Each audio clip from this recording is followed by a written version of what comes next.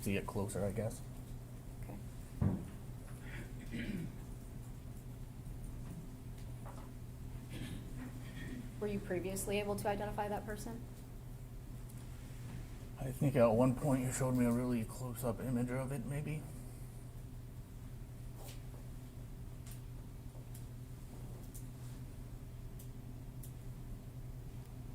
And is this behind the burn pit that you discussed earlier? Yes. Is that in the same location that you were asked to retrieve a tank for Dale? I did retrieve a tank from over there, yes.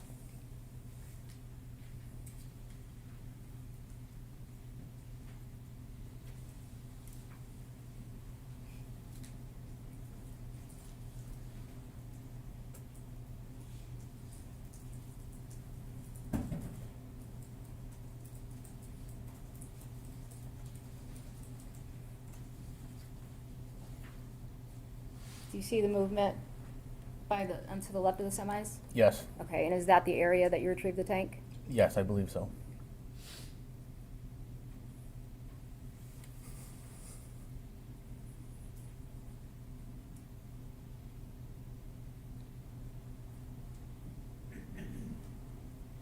Okay, 5:11 p.m. Do you recognize that person? Nope, still too far away. Okay.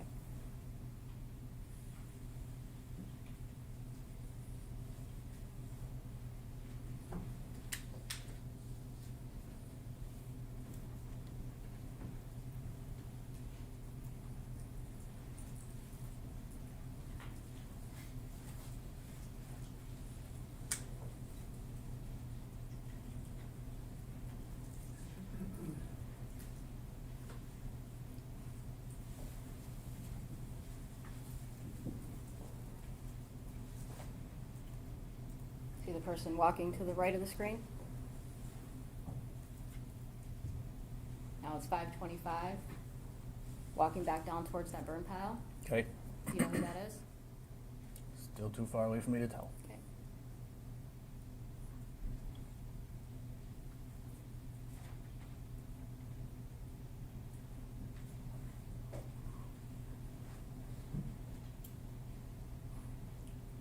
Okay, do you see the person again to the left of the semi?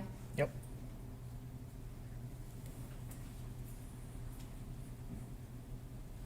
Okay. 5:41.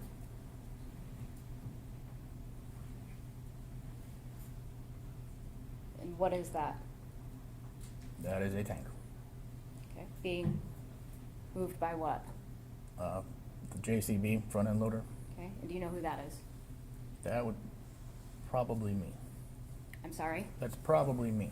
All right, and why do you say that's probably you? Because that's how I rigged up that tank. Okay. And then where did you take that tank? I believe the back of the spray barn. Okay, 5:43, taking it to the spray barn?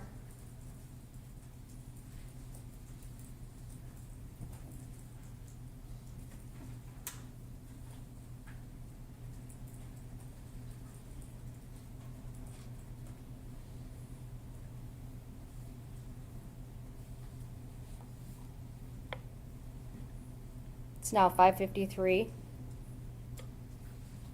JCB, next to the new shop, is that where that is? I would say that would be in front of what I would call my shop.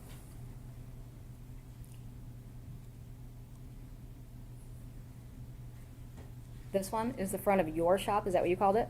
I believe so, yes, that's where I generally work. Okay, and look at the map behind you again, 263, what are you calling your shop? 5. 5, okay.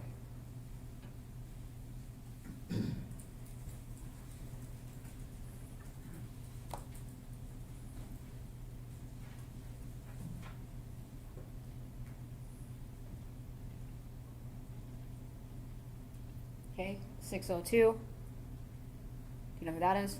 That looks like me. All right, and where are you at there? That would be the upper shop where Jim usually worked. Okay, if you look at the map, can you tell me which building that is? That would be 1. All right, and what were you doing in there? Looks like punching out. Okay, and so that's 6:02 p.m.?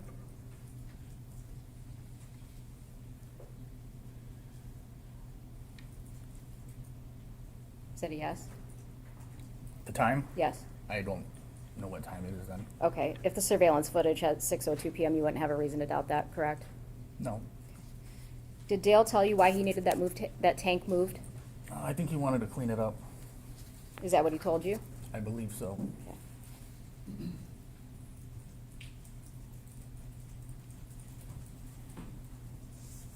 When you had the conversation with Dale about moving that tank, was that in person, over the phone? Do you recall? I do not recall.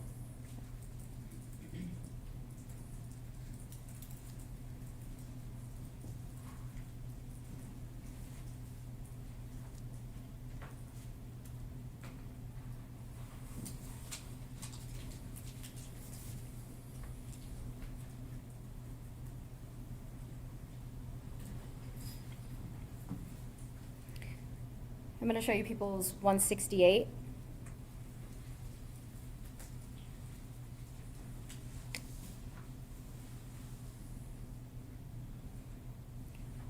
Do you recognize that area?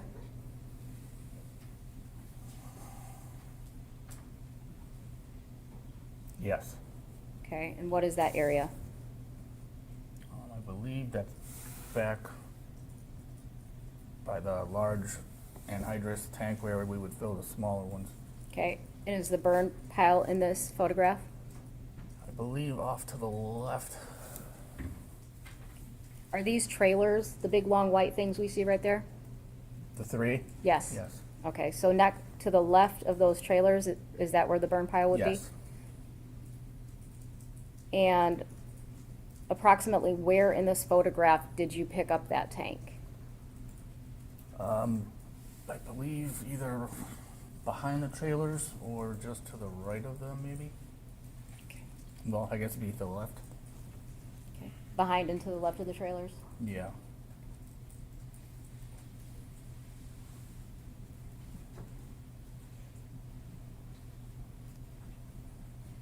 I'm going to show you people's Exhibit 174. Do you recognize that building? Yes. What is that? That's the spray barn. And is that where you testified you took the tank? I believe so, yes. Can you look at the map again next to you, 263, and identify the building number that you put that tank in? That would be 7. Which way did you come into that building? Through the front. And what is the front to you? Do you have a pointer up there with you on the stand with an orange tip? Can you open that up and show me where the front of that building would be? Right there. That's what I would call the front. Okay. For the record, he's pointed to the south side of Building 7. Yes, it would have been the south side.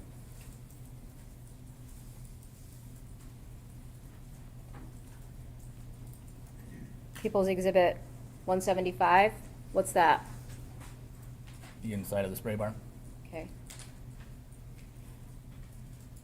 Do you see that tank in there? Yes. Is that the tank that you put in there? Looks like it, yes.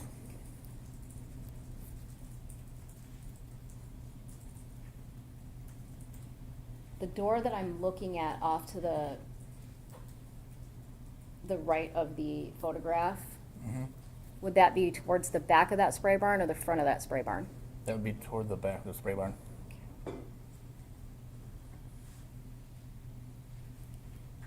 People's 176.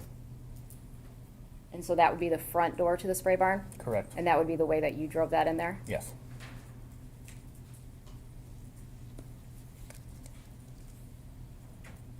I have nothing further.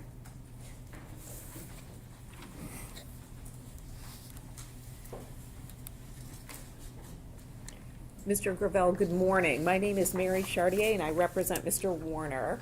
I want to start off with, you had a serious medical event happen within the last 6 months or so, is that correct? It was less than a year, yes. Okay, less than a year. And do you mind telling us what happened? I had a 3-month brain bleed from trauma that I don't remember. And they had to drill holes in my head. I'm sorry for that. Has that impacted your memory? Yes. And is that something that you shared with both our office and the prosecutor's office? Yes. So when you're testifying here today and not remembering certain things, are you trying your best? Yes, But unfortunately, your medical condition makes some of that challenging to remember. Is that accurate? yes, When you, and to be clear, you're still being treated for that right now? I am still in recovery, yes. Okay. When you indicated that Mr. Warner said that on April 26th, Ms. Warner had left Sunday evening, is it possible he said Sunday morning? Yes, Thank you. And the tank that you moved in to the spray barn, you had moved tanks before for Mr. Warner, correct? yes, but usually the ones that were on wheels, Usually on wheels. And that one wasn't on wheels. correct. Now, you weren't restricted as to where you could go on the property when you were working, correct? Correct, So on April 26th, you did your work like you normally would? yes, And on April 27th, you did as well? yes. I have no additional questions. Thank you, sir, for being here. Oh my God. And if records show that you were not at work on Sunday, April 25th, 2021, would that be accurate? Yes, I do not believe I worked that Sunday. Okay, thank you. Nothing further. Okay, can we excuse Mr. Gravel? Oh, I'm sorry, we have question of the jury.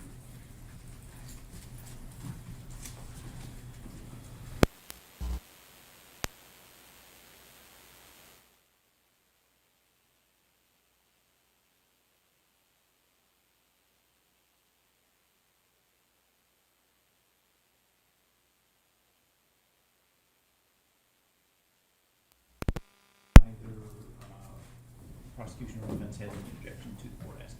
That's correct. That's correct. Okay. Mr. Gravel, were you asked by Dale Warner to move the tank to the spray barn? Yes, Okay. Anything else, Ms. Weiss? No, Your Honor, thank you. Anything else, Ms. Sharkey? No, thank you, Your Honor. And can we excuse Mr. Gravel from his subpoena? Yes, Your Honor. Yes, Your Honor. Okay, thank you, sir. You are free to leave.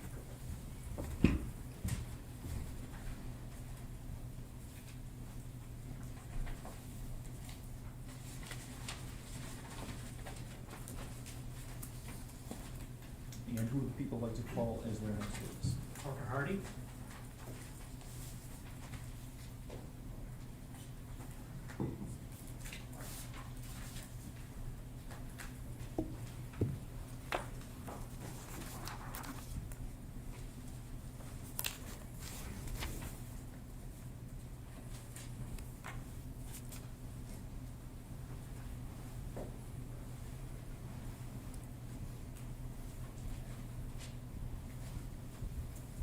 Mr. Hardy, before you sit down, I'll ask you to raise your right hand. Do you swear or affirm to tell the truth, the whole truth, and nothing but the truth under penalty for perjury?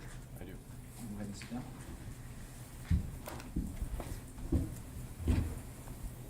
Good morning, Mr. Hardy. Morning. Please state your name and spell it for the record. Parker Hardy, Parkerhardy. All right, thank you. How did you know Dee Warner? She was my aunt. Okay. And, excuse me, on Sunday, April 25th, 2021, were you told at some point that afternoon that she was missing? Yes, I was. Do you know approximately what time? Sometime in the early afternoon, around 1 or 2 o'clock. All right, did you go anywhere in response to that? Eventually, I made my way down to the farm, down to The Munger Warner. farm? Yes, Okay. And where did you go when you went down there? into the office. Is that where they were watching the surveillance video? Yes, sir. Okay, and who was there with you, if you recall?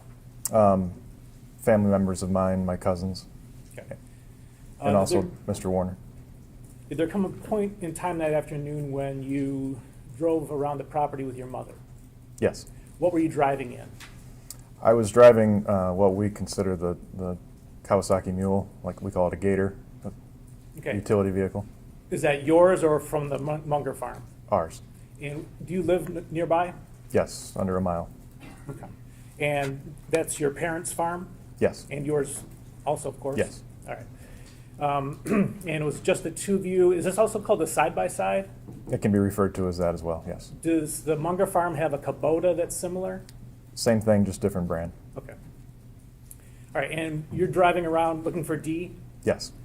And at some point, do you drive on the north side of the house? Yes. And Can you point to that on the map behind you? Yep, thank you. You want me to The state north- how yeah, I? just identify the north side of the house. Yeah, right here. Okay. And where are you coming from in the side-by-side that you're driving? This map doesn't depict it, but I was in my field, which is located back in here.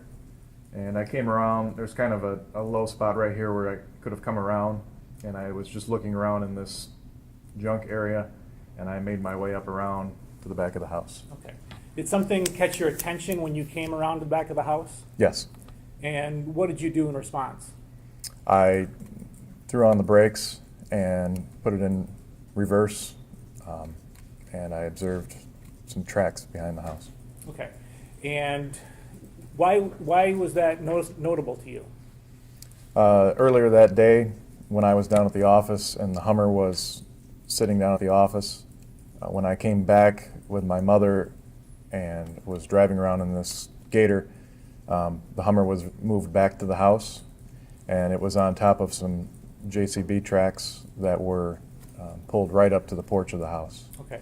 And how were you able to identify JCB tracks? We have a very similar machine, once again, just a different brand. It's called a Manitou, but it's exactly the same machine, operates identical to a JCB, and I'm very used to those tracks. I've run this loader for 15 years plus. Okay. I'm going to show you People's Exhibit 12. Can you tell us what that is? That's the back of the Warner house? Okay. And is that what you're describing just now? Yes. Okay. And where were the tracks in relation to the house? In your picture up on the TV, they would be on the left side of the screen, right where those brick paver stairs are, for lack of a better term. Okay, so it looks like there's a set of stairs at the very right edge, and then there's another set of stairs kind of in the middle left. And Correct. which one are you talking about? I'm talking the farthest to the left in your picture. Okay. And could you tell how close to those steps the tracks led? So the gravel is somewhat loose close up to the steps, and the tracks were right up to basically the pavers or the concrete. I can't recall what is exactly right there on the ground. Okay. So As close as they could be to the house.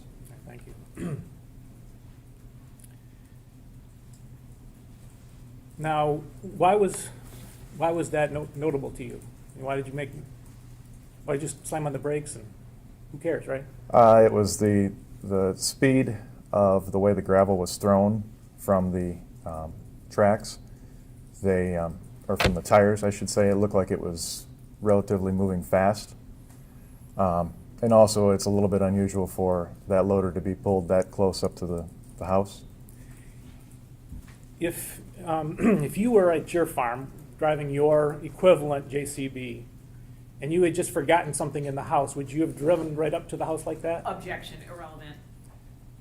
This has to do with the reason that he made note of this event. I would just need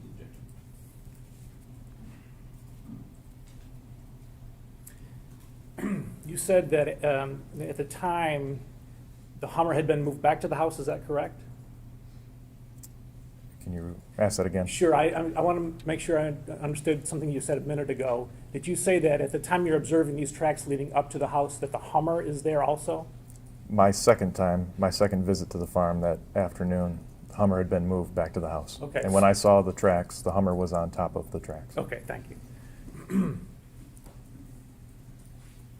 So People's Exhibit 19, is that the Hummer? Yes. Okay, and where is it in relation to where you saw it parked that afternoon on Sunday? Very close, but if I had to be a little bit more specific, I think it was farther to the left.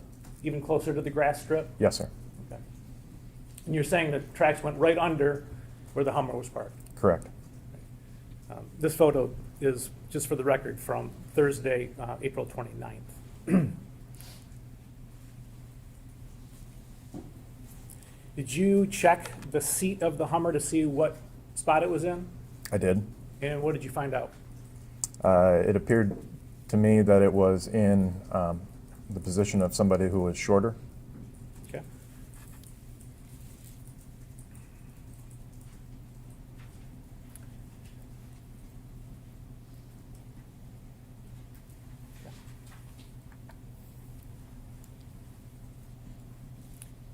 Do you know that, so if the JCB had gone as far up as you were indicating, and it put the bucket out, where would the bucket be? The bucket would be clear up on the porch, almost to the door. All right, turning to Tuesday, the 27th.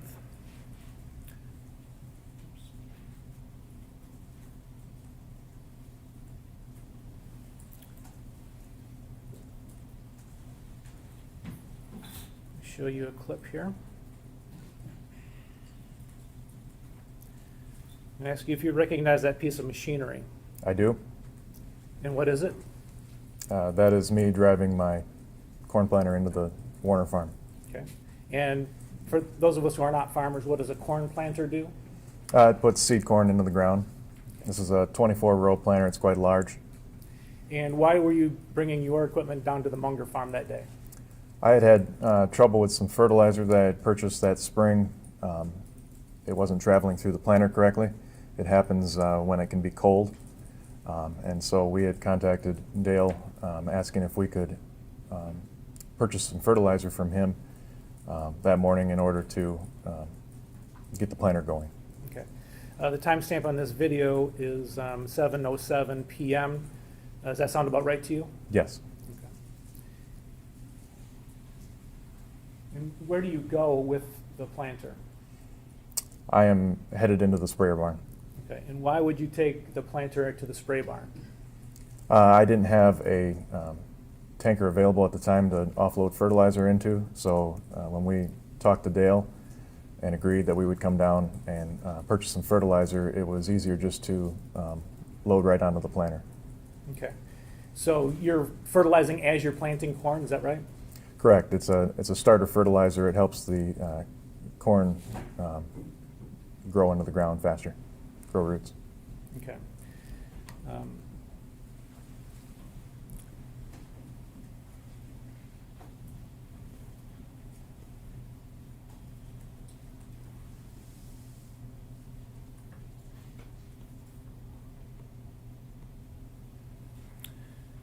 This is a nighttime photo, but is that the sprayer barn? Yes.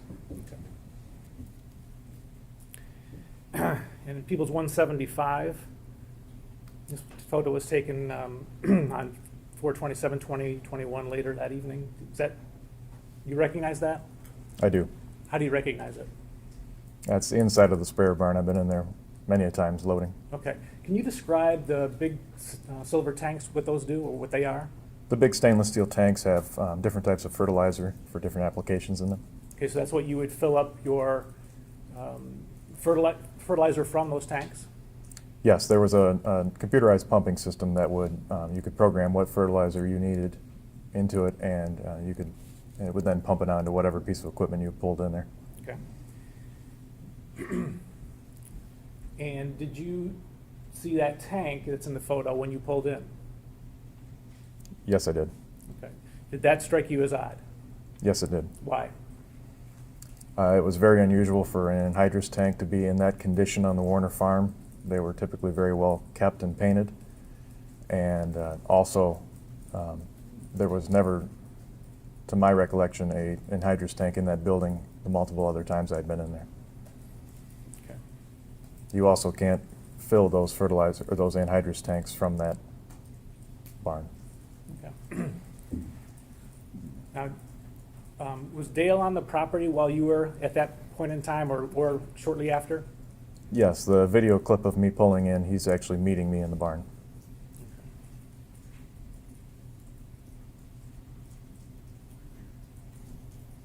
I'm going to play this a little further. Do you see that red farm implement? Yes, I do. And what is that? That is a versatile quad track, Okay, and do you know who it belongs to? Dale Warner. Did you see this arrive while you were there? I don't recall that. Okay. Do you know who normally operates that piece of equipment? Mainly Dale Warner.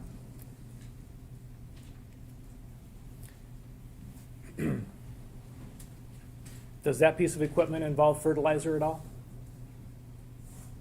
Yes, it does. It is also a corn planter. let this play for another minute. We're at 7:40, now skipping to 7:54.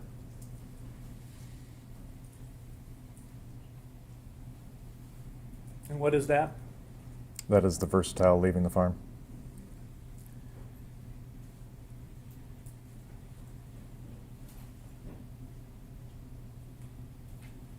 Just gonna let it play a few more seconds here. Okay, now we're at 7:56. Do you see that individual walking? I do. And do you know who that is? Me.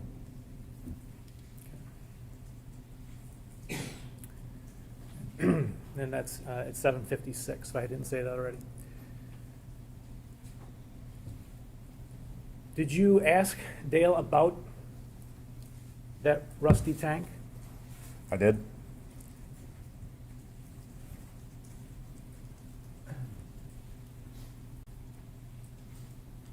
And what did he say about it?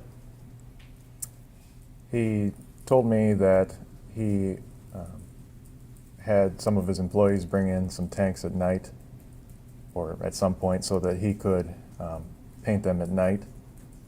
He said he was having trouble sleeping because he was worried about where his wife was. Okay. And did he say anything about this particular tank? He said that I was alarmed on why, out of all the tanks, that one was in there, in the condition that it was in, and so I kind of chuckled and asked, why do you have this in here? And that's when he stated about painting the tanks in the middle of night. And I'm sorry, did I answer? Did he say anything about whether, whether this was the tank that he had intended to be moved up there? No, this was, once we had that initial conversation, he said, but I didn't want this tank. I wanted one of the ones on wheels and one that I just needed to do some minor painting on. Okay. So that, he then proceeded to tell me that they were going to move that tank out.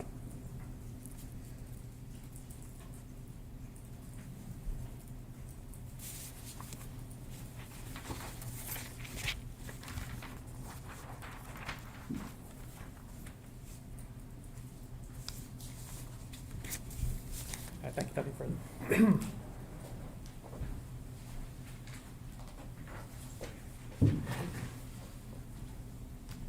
Good morning, Mr. Hardy. Morning. My name is Mary Chartier. I have a few questions for you this morning. So you had been to the Munger property numerous times, is that accurate? Yes, ma'am.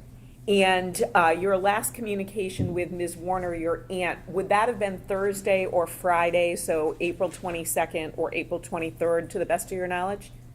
It was Friday. Friday? And did That you... was, Oh, I'm sorry, go ahead. That was my last physical communication with her. Last physical communication, did you see her in person? Yes, that's. Would you tell us about that? Yes, I was there getting an anhydrous tank. We were spreading and or applying anhydrous like everybody else was at that time, and I had pulled up on the scale to weigh a tank, and she pulled in to fill out my weigh ticket. When you say you were moving the tank to weigh it, did you fill up your own tank, or did someone from the Warner businesses fill it up for you? Someone from the Warner businesses fills the tanks. We just come and get them. And then you come and get them, and then do you attach them to your truck and then go on the scale and weigh it? Yes, ma'am. And then when you bring the tank back, then you weigh it again, and that's how you're billed by how much you use? If myself or one of my employees is the one that take the tank from the field back to the Warner farm, we would sometimes scale it out, but most of the time one of the Warner employees would scale it out.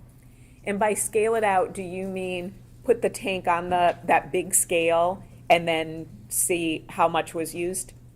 Yes.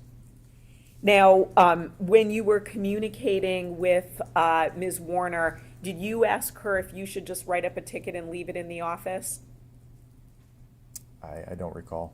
Would reviewing notes from your interview refresh your memory? Sure. Page 135.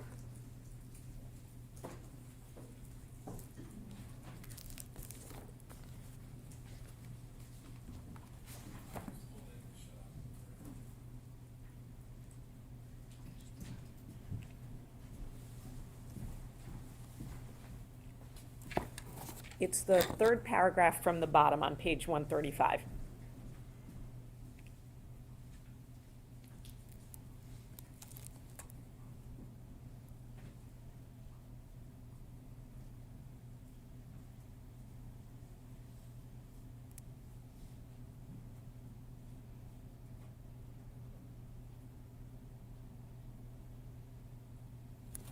Did that refresh your memory? Yes, So is it accurate that you were loading anhydrous tanks and you texted Ms. Warner to see if she wanted you to write up the ticket and leave it in the office? yes, but I honestly don't know why it states that I was loading anhydrous tanks, because I've never loaded anhydrous tanks at the Warner farm myself. So I guess to be clear about that, when you say loading, you're talking about putting the fertilizer or the chemicals in the tank. That's what you think of loading? In this context of what I just read, what I meant by loading was grabbing it with my truck. So you I grab, didn't mean physically loading the fertilizer on it. so you loaded the tank to your truck, you texted your aunt to say, do you want me to write up a ticket and put it in the office? Is that accurate? That's accurate. And the ticket would be, you'd go into the office and you'd write, you took a tank, is that correct? We would write the tank number. Each tank had a unique number on it. And because our tanks were from our own farm, we had our own logos on them. So it would say Hardy and then the unique number. And then, but Ms. Warner said no, and she came out and she did that for you, is that accurate? Yes, Then ultimately you texted with your aunt, but as you indicated, that was the last time the two of you physically communicated. that day on Friday, yes. Now, did you have to announce you were coming on to fill the tanks, or could you come on and get a tank that had already been filled up? I was allowed to come in anytime. When you talked about April 25th, is it accurate your mom came to your house to indicate to you that your aunt was missing? No, well, I guess, can you ask that question again? Sure. So at some point, did your mom come to your house to notify you that your aunt was missing? No. Okay, so tell us how that happened. I was called by my father. You were called by your father. At some point, did your mom come to your house? I don't recall. I remember talking to her, notifying me that she was looking for Dee. So before you ever went on to the Munger property, you knew that your aunt was missing. Correct. And when you were communicating with your mom, is it accurate that you saw Mr. Warner drive by your house in the sprayer? I believe so, yes. And you were concerned about Ms. Warner, the possibility that she may have taken her own life, correct? Based on the state that I last physically saw her in, yes. So you and your mom drove around, essentially coming from your property onto the Warner's property. Yes, Is that, and those properties are right next to each other, is that accurate? they're connected. So when you first saw the Hummer, it was where? I was a little confused by your testimony. I saw it down at the office building. So you first saw the Hummer at the office, and then later on, you saw the Hummer in back of the house, is that accurate? Yes, ma'am. When do you think that you first saw the Hummer at the office? It's been quite a few years. I'm having a hard time remembering exact time. At some point in the mid to early afternoon. So mid to early afternoon is, what do you think, 12, 1 to 3? What would you say time-wise? I remember the only time I can be more accurate with is I remember getting a call that they were looking for Dee somewhere around noon to 1 o'clock. And so then ultimately, when you made your way to the Warner property, you saw the Hummer in front of the office, then later on you saw it in back of the house. Is that fair? Yes, Now, the JCB tracks that you saw them pull up to the house you indicated, yes, but you didn't see any reverse tracks, correct? no, Is that accurate? I'm sorry. yes, And that was noticeable to you, correct? yes. The JCB with the front loader, the scoop up, right? How far does that scoop go?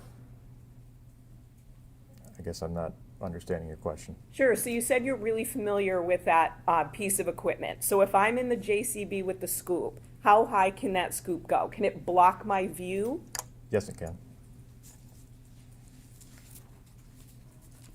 Now, moving on to April, what you indicate is April 27th, 2021, you saw that rusty tank that we just saw in the spray barn, correct? Correct. And that's barn number or building number 7 on that map, accurate?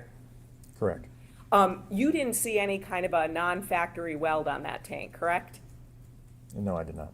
And you would have noticed that if you had. I didn't spend a lot of time observing the specifics of the tank, just the overall. I had to pull around the tank when I pulled in the barn because it was in my way. And all I really noticed is it was a rusty tank.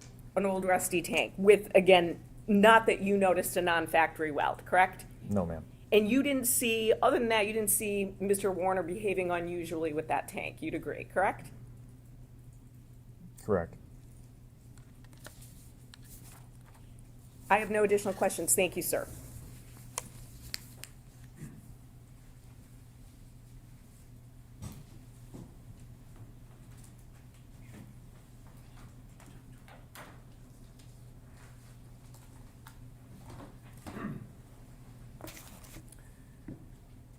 Just want to know if you're certain that when you talked to Dale about that rusty tank that was in the spray barn, that he said that he wanted the employee to bring one that was on wheels. Are you certain about the on wheels part?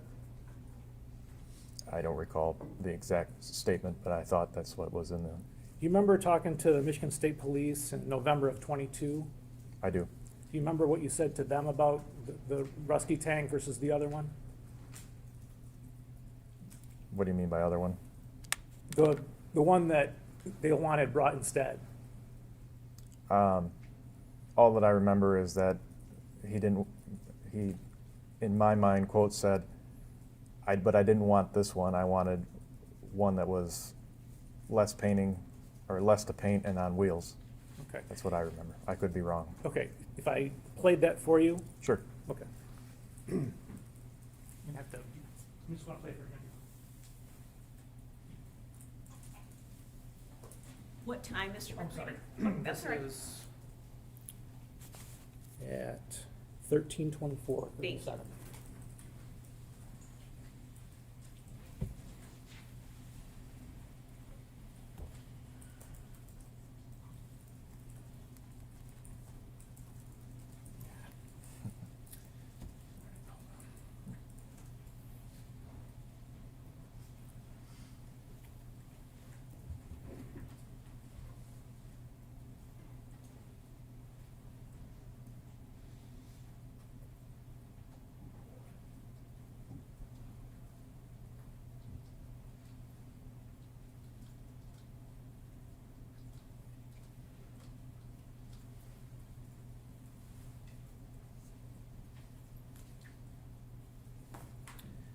I'm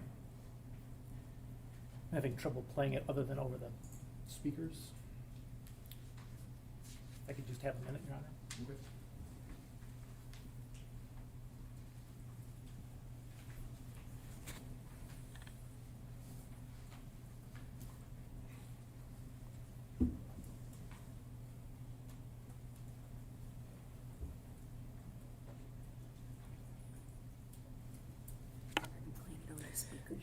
Well, that's what I'm saying. No, I don't. Oh, I'm not trying to get it so it's not over the Okay, speakers. great. Just want to make Yes, sure. yes.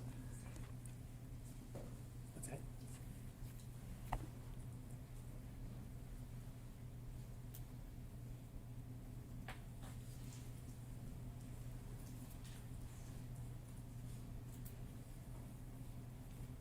He came in. Thank you.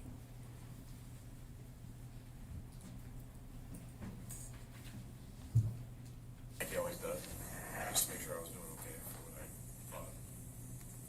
Then this old rusty Hazardous tank without any tools is sitting there. I said, what the hell's that thing for? This thing had looked like it had been in the lake forever. It wasn't weird. That part was weird. I said, what the hell are you doing with that? Oh, he said, I fucking haven't been able to sleep at night. So I told the guys, which I thought to myself, yeah, I bet you haven't been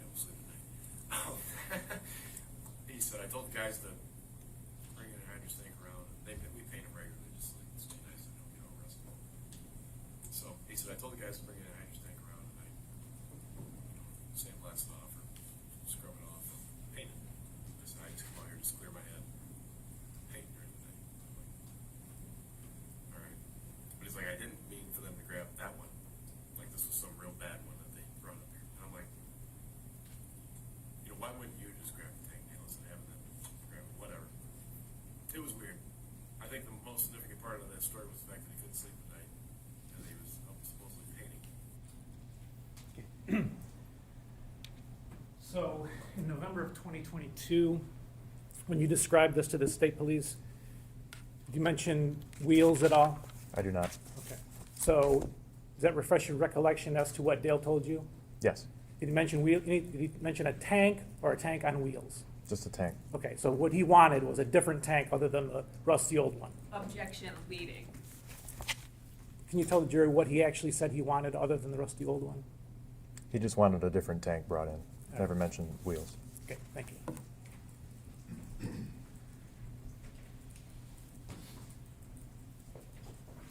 Nothing further, thank you. Are we excusing Mr. Hardy from his subpoena this time? Yes, Your Honor, thank you. Make sure you are free to go. You're welcome to stay in the courtroom from this point on if you want. Thank you.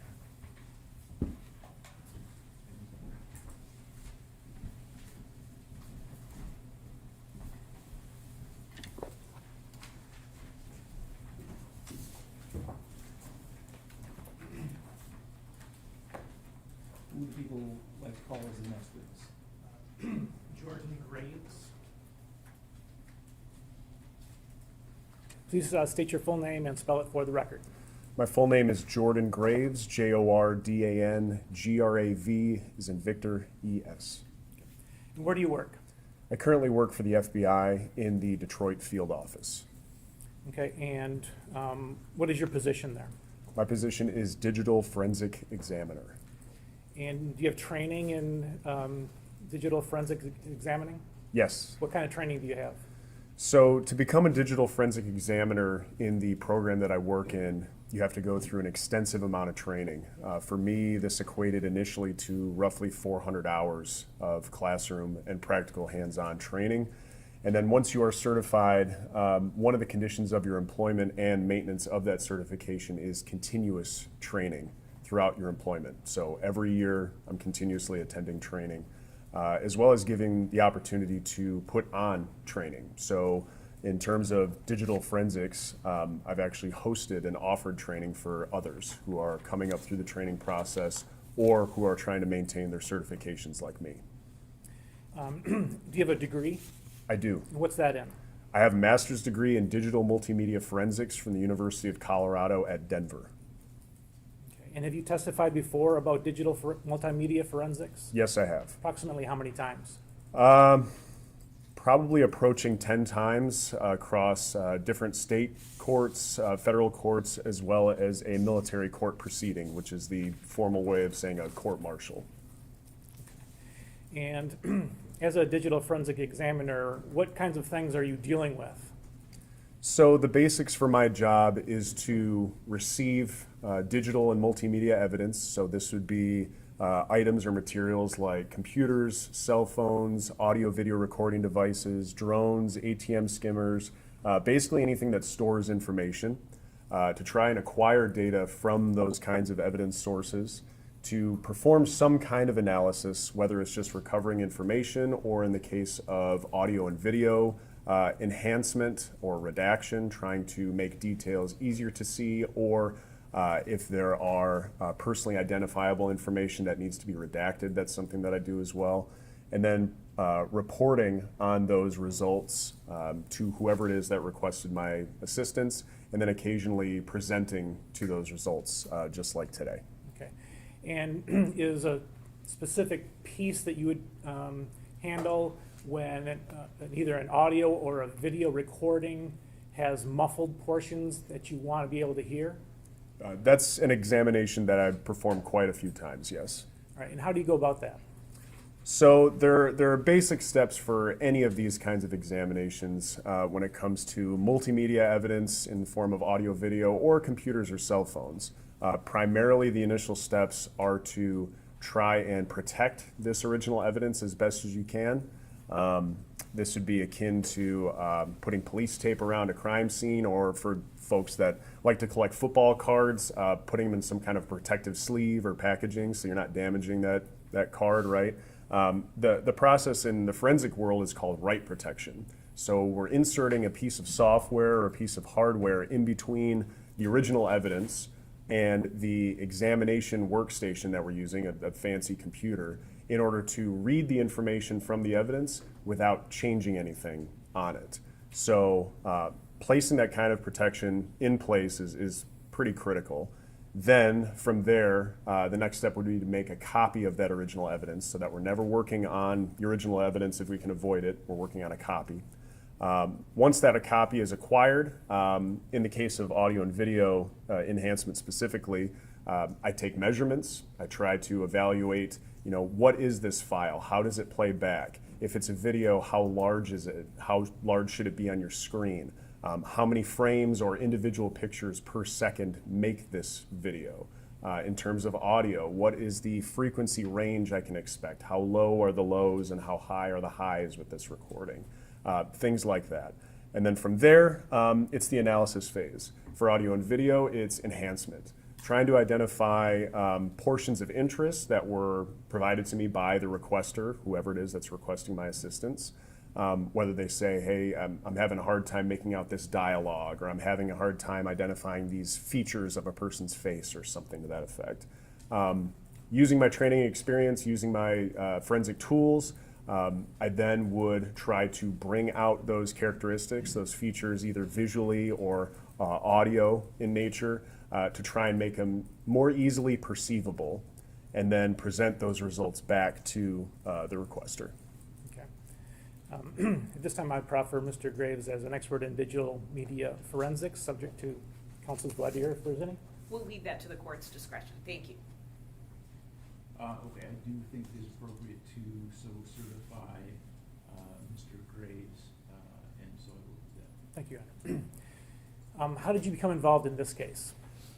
In late March or early April of last year, a request was submitted for someone from my field office to provide some kind of assistance enhancing audio of a recording pertaining to this case. Okay. And can you identify some of the issues with that recording that you needed to address? So the recording presented to me was a body-worn camera video recording. At one point, the body-worn camera was placed inside of a vehicle, or was separated from the people that were interacting with each other. So noise was pretty muffled. It was hard to make out a person's voice from potential background noises. So that was the primary concern. And beyond that, it was just additional noise signals that I could try to mitigate as best as I could. Okay. I'm going to show you what's People's 231. All right, I'm just going to stop it right there. Does this cover sheet, for lack of a better term, look familiar to you? Yes, it does. What is this? So this would be the title slate that I include on any of the video products that I produce that include either audio and or video enhancements for a requester. It's informational in nature, meant to basically give the requester the basic details of what it is they can expect from this video that they're about to watch. Okay. And so the procedure that you described earlier that you would normally do, did you do that with this exhibit as well? I did, yes. Okay, so you made a copy so you would be sure that there was something that never got altered, and then you worked with a different copy? That's correct. I worked on a working copy and kept the original evidence pristine and untouched. And what kinds of things did you do to make the the audio more audible? There are a number of different filters that you can apply in general, and I used quite a few of them for this particular case. For starters, there is a frequency adjustment that can be made. So if anyone is familiar with, let's say, going through a drive-through and the volume is really, really loud on the person working at the restaurant, you can kind of get this muffled, garbled, distorted sound that might sound like a really low rumble with a lot of squeaks, or it might sound really, really high. Those frequencies are typically outside of where a person's normal speech would live. Usually human voice occupies a certain band of frequencies. A person's voice on average is usually a certain lowness or highness, depending on if you're a male or female, or if you're excited, or a number of different conditions. But sounds that occupy outside those spaces can be distracting. They can kind of muffle or cover up or even totally obscure the voice that you're trying to hear. So that's a mitigation that I would attempt to address by turning down those frequencies that are outside of the human voice range. That's something that I did for this. The other problem that we had was part of the recording, as described before, was quite a bit muffled. It was quite a bit softer. So a lot of times when people are trying to adjust to that amplitude difference, where things are really loud and then really quiet, it can be really fatiguing to the ear, and it can be hard to make out details if that's a continuous problem. So normalizing or bringing the volume of all the signals of interest, that's human speech, trying to bring that all closer together to sound a little bit more natural is definitely an objective here as well. All right, and so did you come up with an end product? I did, yes. All right, and did you send it to us? I sent it to the special agent that I was working on as a point of contact, Okay. yes. And this is it? This looks consistent with the titled slate of the video that I provided, yes. Okay, all right. I'm gonna play People's 231.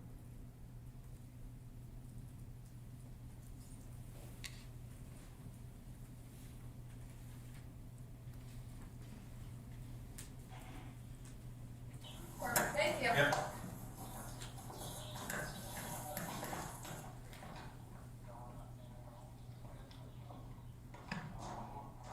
you a family member or just, okay, which one? Who's? Dale. Okay, alright. Get rid of this stuff. So just to pause it here, the caption indicates there's a video source and an audio source. Did you do anything at all with the video source? Aside from trimming the video to the specified range of interest, I didn't do anything to it. Okay. So you only worked with the bottom line, the audio source, and you've got some indications there of what the range was, right? So yeah, the audio source has the file name listed. The file name is the same for the video and audio because that's the original file name that I was provided with. But in that row for the audio source, you'll note in parentheses, the note is enhancements applied. That means what you're hearing in this file now is not the original audio, it's the original audio with enhancements applied to it. Thank you. Good.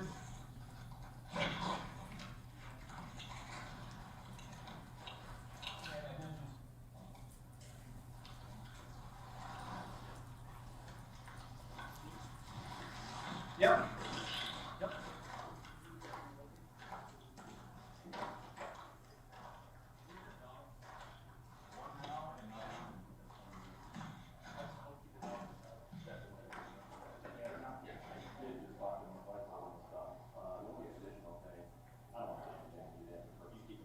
I don't want to damage anything, but it is the buildings here, so if something on fire, that building will go. Yeah. Yeah, great. That's fine, just let me know. He throw that, he throw that inside of the vehicle. Yep.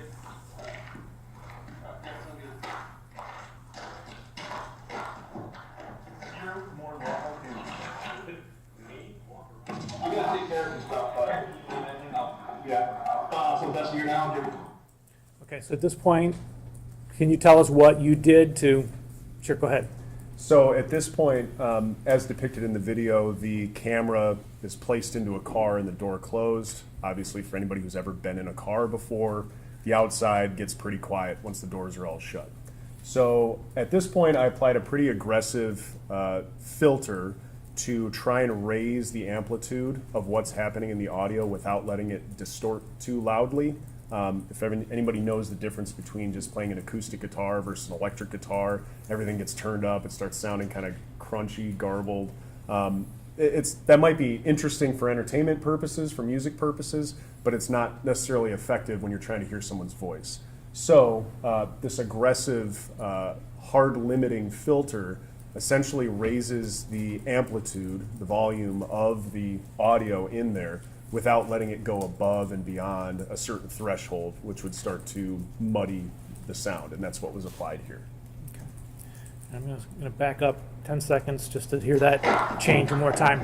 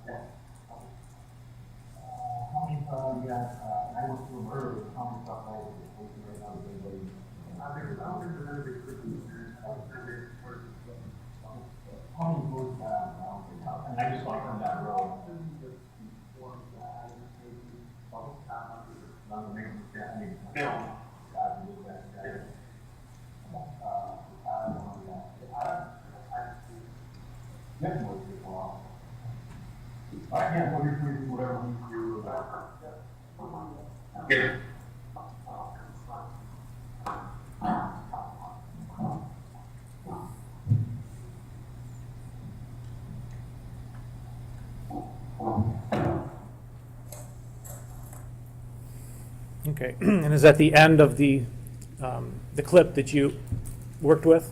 Yeah, as you can see back on the video source remains unenhanced. The audio source no longer says enhanced anymore. Now it says unenhanced. This is where the material would return back to that original, what you would hear in the original. So that's the end of the enhancements that I've made. Okay, thank you. With that, Your Honor, with that foundation, we would move to admit people's proposed Exhibit 231. No objection, thank you. All right, Exhibit 231 is admitted then. And I have no further questions, thank you. Good morning. Is it Mr. Graves or Agent Graves? Not an agent, it's Okay, Mr. Graves. so Mr. Graves, okay, terrific. How much time did you spend working on that clip of the audio and video that we saw? Hard to say. It's different for audio and video than it would normally be for computers and phones. So contrary to popular belief, inside of a digital forensics laboratory, it's not necessarily a group of people in low lighting with neon, in the background, furiously clicking away and typing away. A lot of times there's a lot of thinking, consideration, and then you initiate some kind of process and wait to see how it plays out. On the other hand, when it comes to audio and video, it's pretty much continuous work. If there's a date that you're working on this, there's not really a whole lot of setup and let the computer do its thing. The examiner has to be working on it quite a fair amount. For most audio and video enhancements, depending on content, depending on duration of material, this could be a day, a few days, a few weeks. But for something relatively simple, this kind of task for somebody who's experienced, professionally trained, could be accomplished in a matter of a few days. And I think this was on the order of maybe a day, a few days, something to that effect. Thank you. And I just want to be clear, so it sounds like you did things to like take away muffling and background noise, you indicated? That was the goal, yes. And then also to raise the volume so it would be easier to hear? That was the goal, yes. And again, correct me if I'm wrong, you didn't do anything. So for example, if I were to say the word knee and I were to say the word meat, they sound pretty similar, right? So if we were listening to an audio, you might not be able to tell the difference. And that's not part of this audio. Did you do anything to try to clarify a word, or that's not what you do? So I'll give hopefully a good example of how this works for audio and video enhancement purposes. My family and I like to ski. I've got 2 little girls, my wife. We come home, and sometimes dead of winter in Michigan, it's dark, right? You walk into the house. You don't want to be tracking snow and mud everywhere. You don't want to be kicking over furniture, knocking over plants. So I turn the light on. Turning the light on doesn't necessarily change the layout of the furniture in my house. It doesn't change the content of my house. It doesn't add or remove toilets to my bathrooms. It just makes things easier to see. The same thing works with audio. If my kids, after this long day of skiing, want to unwind and watch Bluey for a little while, cool. I'll call my mom. I'll talk to my mom. If the TV is a little bit too loud, I'm probably going to quietly get up, turn the TV down a little bit, or maybe remove myself from the room to a different room. That's certainly not changing my kids' programming to Sesame Street or Gabby's Dollhouse or something, and it's definitely not telling my mom to stop talking. I don't want to stop that. It's just making it easier to hear what it is that I want to hear and what I need to hear. When it comes to audio and video enhancement, I'm not changing any of the dialogue that's being said. I'm not adding or removing visual details like objects or people. I'm not placing people anywhere. All I'm doing is trying to enhance, make more visible or hearable the details that are already there, if that makes sense. It does, and we Thank can you. tell you have young children based on the examples that you used. Yes. I have no additional questions. Thank you, sir. Thank you. Notary direct, and as far as the people are concerned, he can be released from his. That's correct. Thank you. Thank you, sir, for your time. Thank you, Your Honor.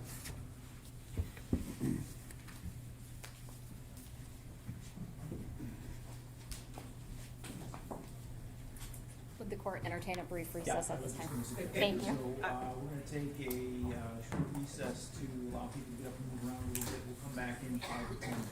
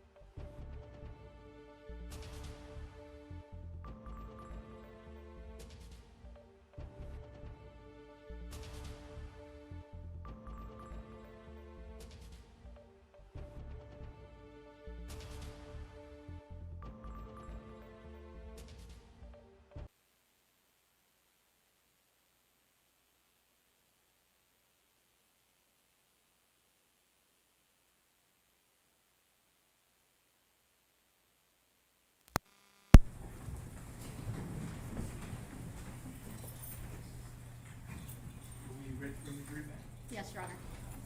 Yes, Your Honor.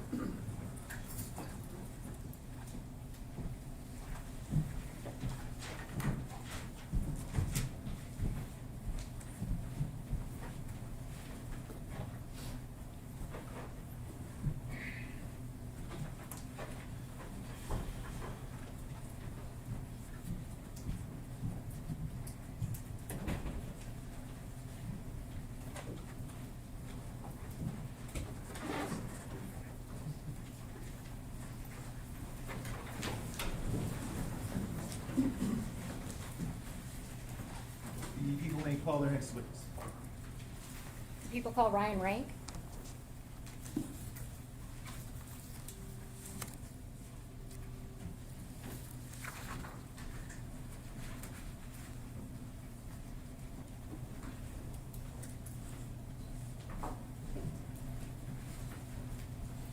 Sir, before you sit down, I'll ask you to raise your right hand. Do you swear or affirm to tell the truth, the whole truth, and nothing but the truth under penalty for perjury? I do. Go ahead and have a seat, please. Good morning. Can I have you state your name and spell it for the record? Ryan Rank, RyanRank.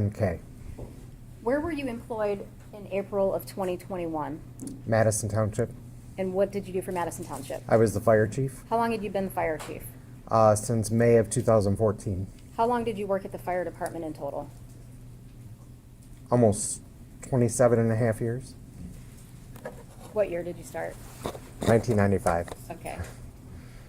As the fire chief or the chief of fire, what would your main responsibilities be? Overall direction of the fire department, the chief administrative officer responsible for all personnel, training, budget, responsible for managing emergency responses, ensuring the department is up and ready to go. Describe Madison Township a little bit for me. What kind of community is it? It's a semi-rural community. Okay, and is there farming done in Madison Township? Yes, there is. You discussed emergency management. Tell me a little bit about that.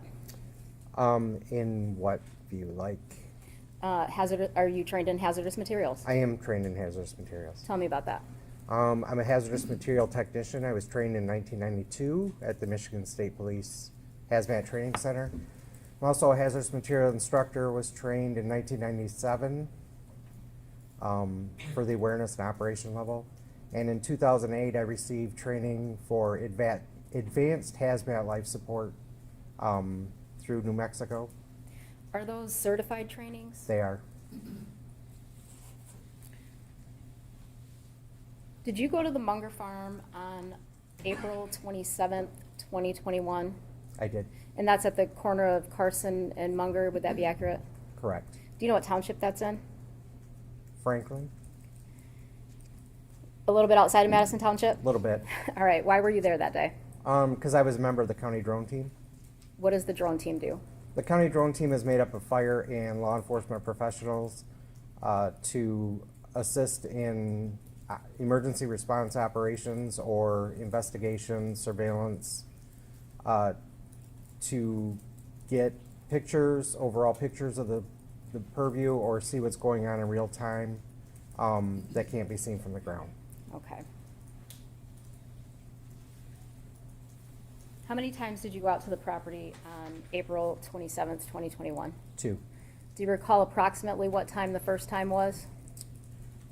It was late morning, I think, early afternoon. Okay. First time, when you get there, what do you do when you get there? we were called to set up and just do a general overview of the farm. We set up our equipment and launched the drone off the ground and started surveilling the property. I'm gonna stop you right there. I'm gonna have you go to People's Exhibit 263, which is that map directly behind you. And if you can pull that pointer out and show me on that map, well, do you recognize that map? Yes, I do. Okay, and what's that? It's the map of the farm. Can you show me the first time you get there on April 27th, 2021, where you set up? I believe we parked right in here, this area. Okay, and you said you got there and you lifted off. What does that mean? Actually, let me correct myself. I believe when we first got there that day, we were parked more in this area right here. Okay, and where did you set up at? We launched a drone from this position right here. All right. What does setting up the drone entail?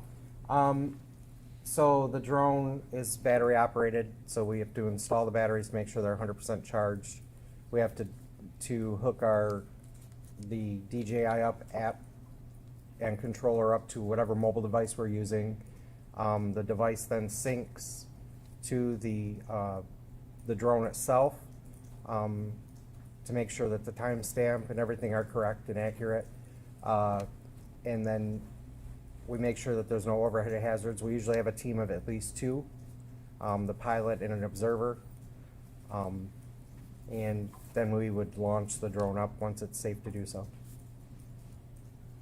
Okay, and you were able to get the drone off the ground during the daytime? Yes, How long were you up in the air with the drone, if you recall? just a few minutes. All right, and what happened? Mr. Warner came out and asked us to leave his property. And did you bring the drone back down? We did, Did you leave?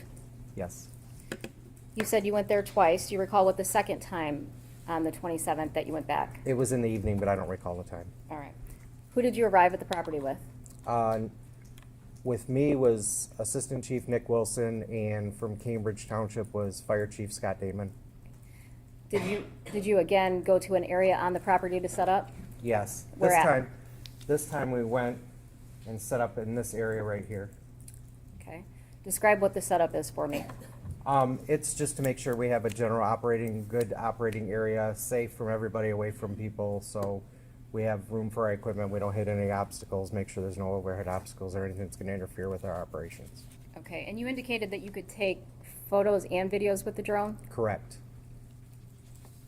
And the timestamps on the drone would be reflective of whatever device is hooked up to it? Yeah, it's whatever cellular device is hooked up to it, so it syncs through the app to the drone to correct the timestamp to make sure it's synced correctly, and it's off of whatever cellular device that you're using. All right.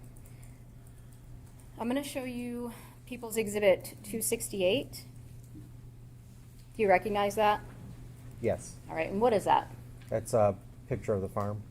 Is that from when you guys arrived on the farm that day? Yes, I believe so. Okay.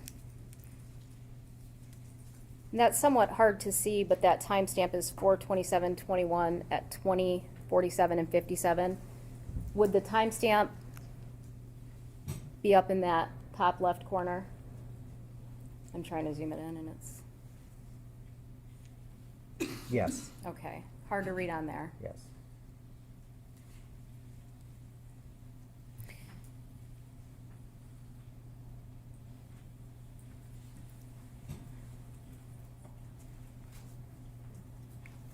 I'm going to show you People's 167. Again, what's this? It's another picture of the farm. Okay. And that one is dated 4/27/21 at 20:49 and 38. I'm gonna guess this is military time? Yes. Okay. I'm gonna have you look at Exhibit 263 behind you again. Do you know what building this is that you took this shot of? It's number 7.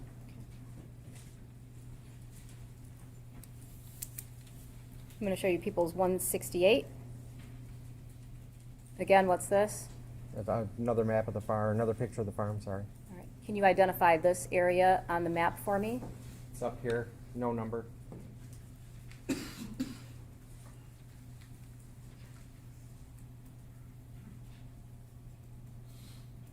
And again, that timestamp is 20, 49, and 38. Correct. 169 is just a zoomed-in shot of the last photo we looked at, correct? Correct. All right. And you also took video with the drone that day, correct? Or that Correct. evening? I Correct. apologize. Okay.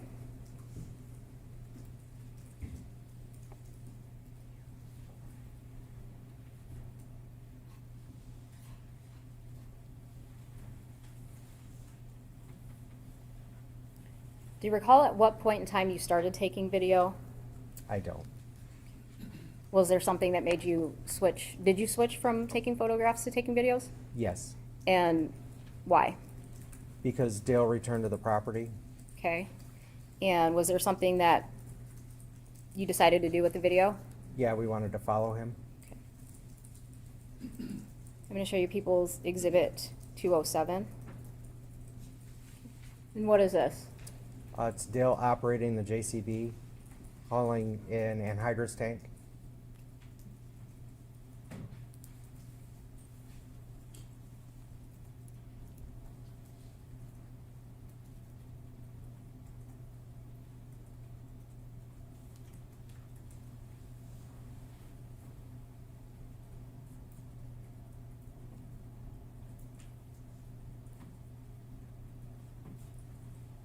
Okay, the drone starts to get a little wonky here. Can you describe to me what's going on?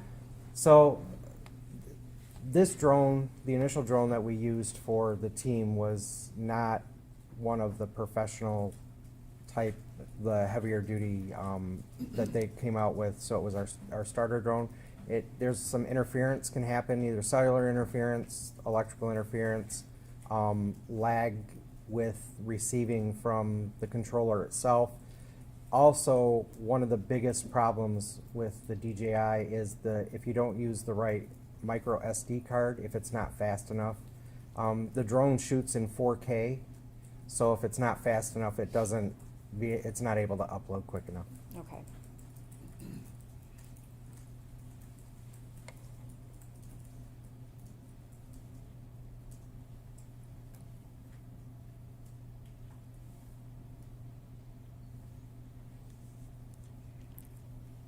Do you see these vehicles parked behind these semis? Yes. Is that where you described you set up? Yes, one is my admin vehicle, the other one is Scott Damon's admin vehicle from Cambridge. Okay. And at the end of this video, we see people standing there talking. Correct. Do you know who that was? Scott Damon, Nick Wilson, and myself. Okay. At some point in time during that conversation, did Detective Greco come up to you? He did.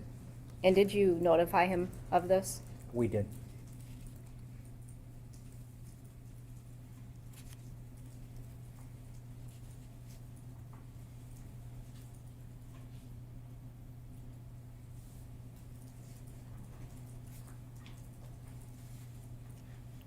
I'm going to show you People's Exhibit 170, and the timestamp on that is 21:01 and 25. And is this what is this? It just looks like another overview picture or video of the farm. Okay. Do you see the semis in the photograph to the right? In the lower right? In the middle right? Do you see the light, the object that's lit up? Yeah. Okay, what Yes. is that? I can't tell from here. Okay. May I approach the witness?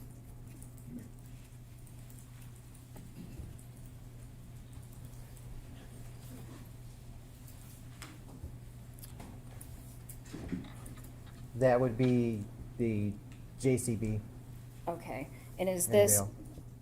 is this the point in time that you started using video? Yes. Okay. People's 171, again, timestamp 21:02:26. And that's from the drone video itself, or? Correct. Okay. People's 172, 21:02:50. What's that? just another picture monitoring him. And 173 is just a zoomed in of 172, would that be accurate? Correct.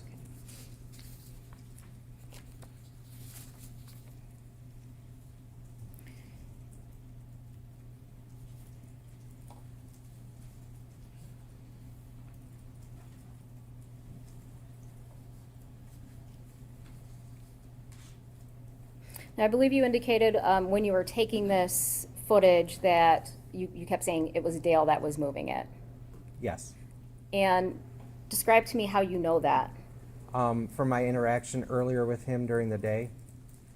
I'm sorry, let me correct that. Not my interaction, but overhearing the interaction that he had with Lieutenant Reckner and Detective Greca. Okay, and so were you able to observe him at that time? I was.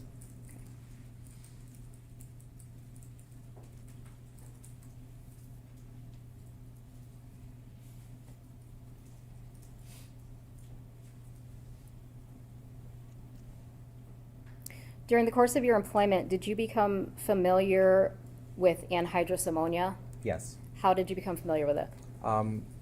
Being a hazardous material technician, it's part of our training, and then because of the community that we live in, it's a possible exposure, and there have been incidences. Okay. Describe anhydrous ammonia to me. What is it? Anhydrous ammonia, anhydrous means without water, so it's 100% ammonia. NH3 is the makeup, chemical makeup of it. Okay. It's an alkaline fertilizer that's put into the ground. And is it a hazardous material? It is a hazardous material.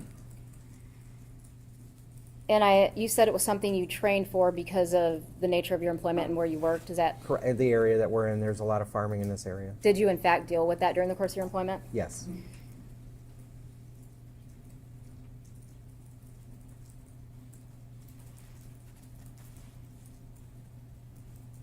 I'm going to show you People's Exhibit 162.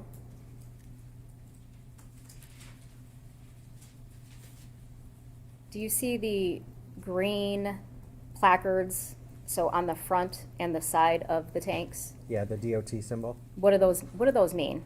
The DOT, this is a DOT symbol showing a compressed gas, non-flammable, with the UN identification number on it for anhydrous ammonia.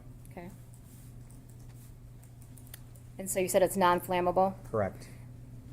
I see a sticker on the right that says anhydrous ammonia inhalation hazard. Correct. Can you tell me about that? The placard itself, and with the sticker that says inhalation hazard, just alerts first responders that this would cause an inhalation hazard.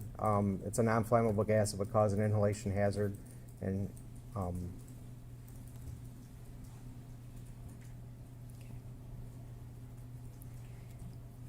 When you say inhalation hazard, what do you mean? if you breathe it in. So anhydrous lacks water, so it has an affinity to water. So as soon as it's exposed to the air, it attracts water and it forms ammonia hydroxide. So if you would inhale that into your mucous membranes, into your eyes, your nose, it would immediately cause burning and bronchospasm if you inhale it. Severe cases, airway burns, swelling, pulmonary edema, and even death. Okay. So I have an anhydrous ammonia tank and it's full, okay? Mm-hmm. Is that a yes? Yes. Okay, Sorry. that's okay. How would I apply that to a field? It's usually applied with injectors into the ground. Okay. And if you indicated that sometimes you may have anhydrous ammonia emergencies, what would an anhydrous ammonia emergency be? Usually when one of the lines would come undone, come loose from the injector, or sometimes a relief valve would go off if it got too warm or froze up. Okay, and at those times, would that be under, the anhydrous ammonia still be under pressure? Yes.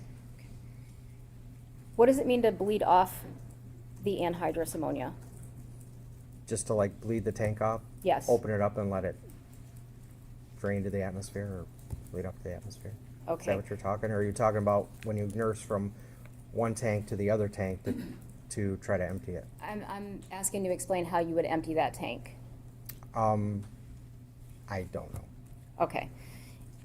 Let me ask you this, if you bleed off, if a tank were empty and not full, and you were to bleed off the anhydrous ammonia, what is the risk, the inhalation risk at that point? Well, a tank is never empty until it is purged completely and cleaned. So according to DOT standards, it has to be purged and cleaned before it can be unplacarted, otherwise you have to treat it as a full tank. Okay. Is there a higher risk when the tank is full of anhydrous? Then if it doesn't have any in it, Correct. no, there's still a risk. Okay, a higher risk. There's a higher risk if it's full, yes. Okay.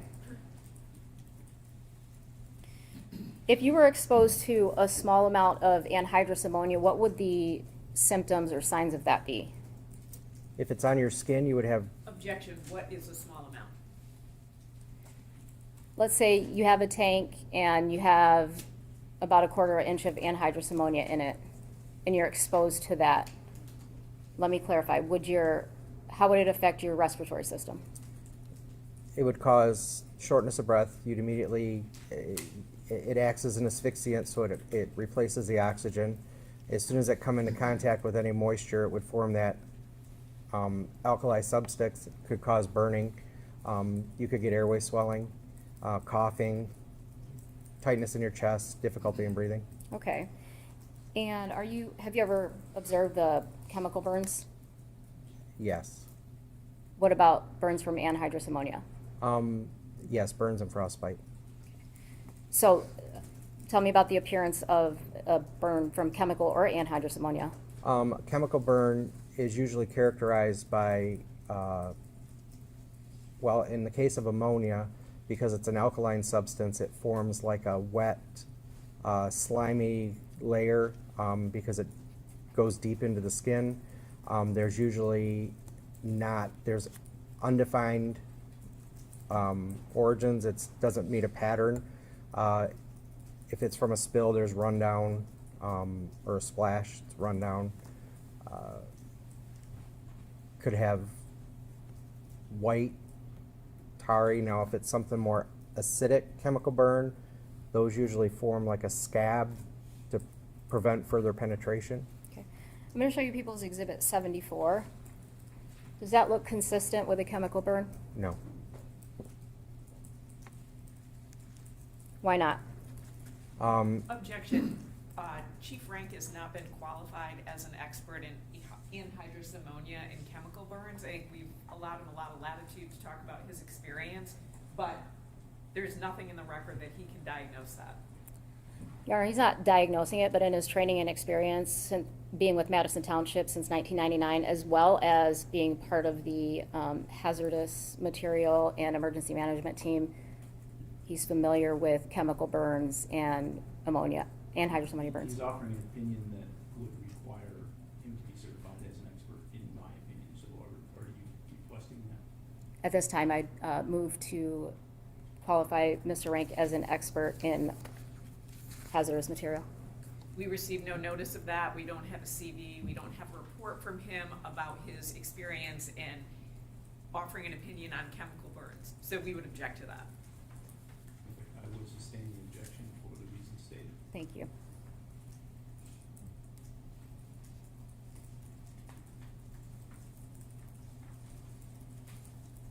I believe you indicated that, correct me if I'm wrong, that anhydrous ammonia is not explosive. Correct.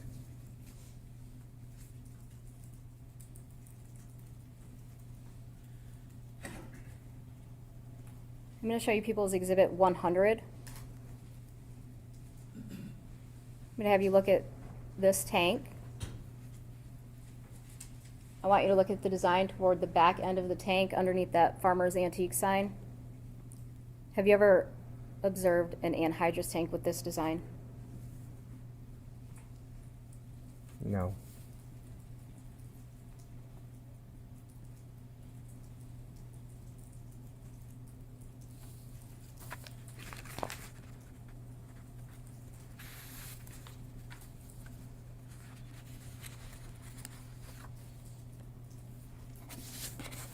Thank you. I have nothing further.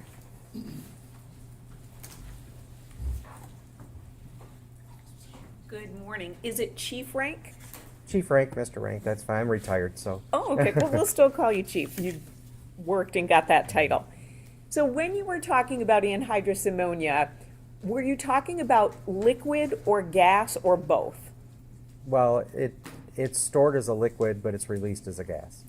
And so when you were talking about sort of the hazardous material training and the things that you have dealt with, that's both gas and liquid. Yes, So that's your training. correct. Now, why would with all due respect, why would the fire department chief get training in anhydrous ammonia and in hazardous materials in general? Because before I was a fire chief, I was a line firefighter. So I had 30 years of firefighting experience. So that was prior to me becoming the chief. So I maintained the hazardous material technician certification. And why would a firefighter have to learn about anhydrous ammonia? Well, we have a hazardous material team in Lenawee County to respond to any hazardous material emergencies, and anhydrous would fall under that. So I guess when I think of a fire department, I think of a fire. So if there's a fire, they come out and or possibility of a fire and things like that. Is your department, are they coming out for other issues as well? Yes, So for instance, if a tank is being cut open and a fire truck is there, is it a concern that there's going to be a fire, or there's concern about hazardous material, or both? you would have to clarify. How would we get notified? So if the police notified you, That they were cutting a tank? yes. It would all I guess it would all depend. The fire department could come out. It would depend on the circumstances, though, I guess. I would need more information in order to make an answer on that. Sure, so what information would you need? Well, the circumstances surrounding it, first off, what kind of a tank is it? Does it have any markings on it?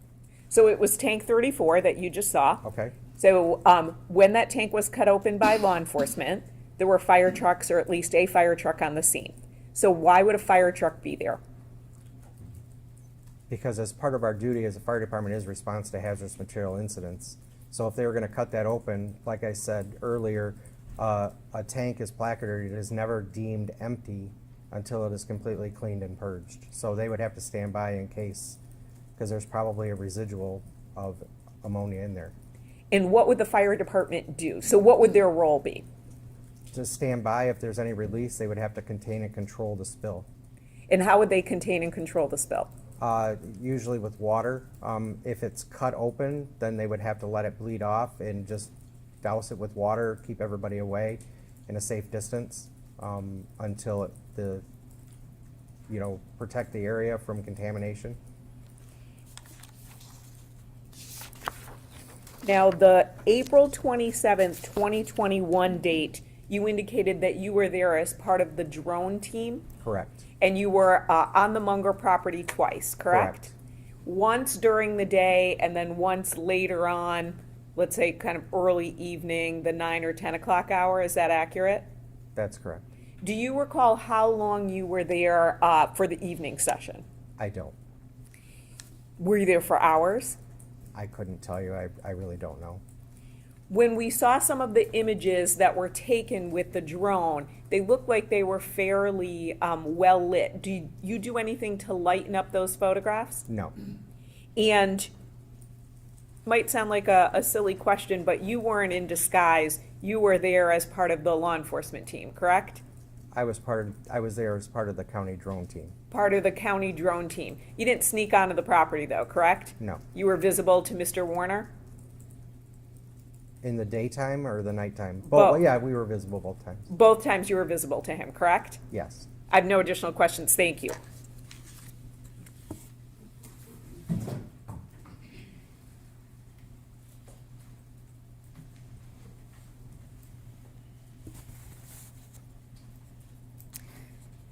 You were asked about if you lightened up the photographs on the drone footage. Yes. Can you explain to me the lighting situation with the drone stuff?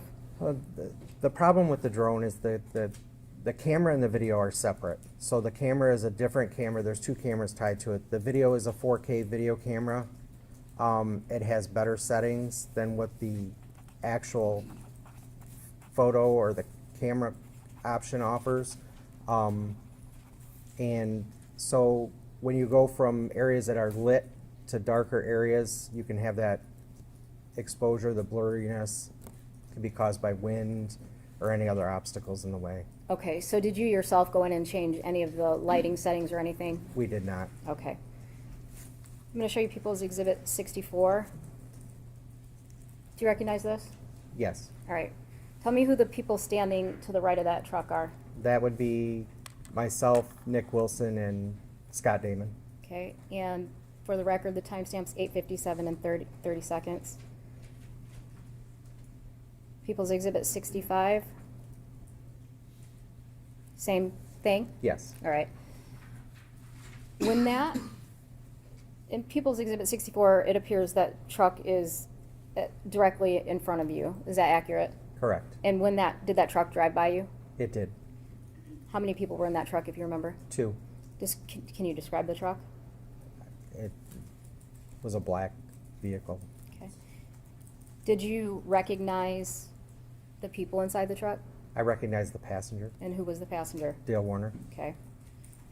I'm gonna show you People's Exhibit 66. What's this? That's the JCB with Dale in it. Okay, and that's driving directly in front of you? Correct. And again, People's Exhibit 67. Can you see what that is from there? It's the JCB in the background with us Okay. reporting. People's 68, timestamp 8:58 p.m. Again, is that still you in that photograph? It is. All right. And the JCB in the background? Correct. People's 69, 9 p.m. Are you still in that photograph? Yes, ma'am. All right. And did you observe this happening? Yes. All right, and what is happening? The JCB is backed by the anhydrous ammonia tank. Okay. Is there a tank, can you see the tank on there at this point? Not in this picture, no. Okay. That's better, yeah. Can you see it now when I zoom it in? Yes. Okay. People's Exhibit 70. Again, are you in that photograph? I am. Okay. What do we observe? The tank loaded onto the front of the JCB and Dale moving it.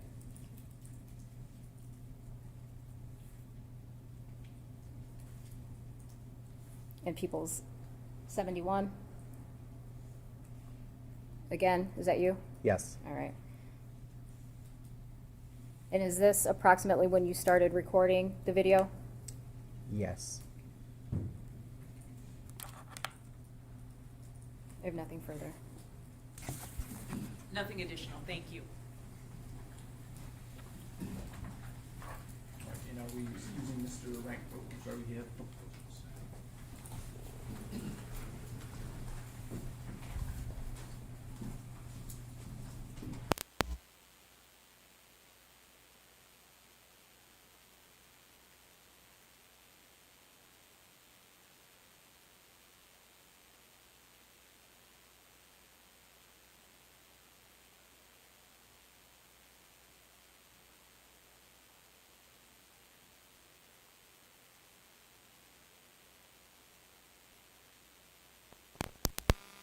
Defense has any objection to asking either?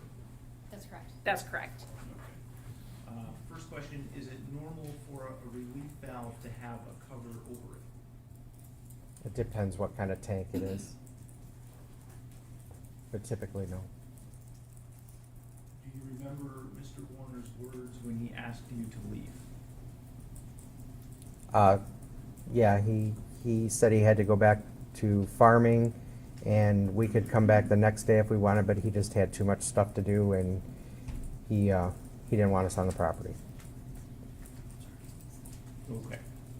Ms. Wise, any follow-up based on those questions? Yes.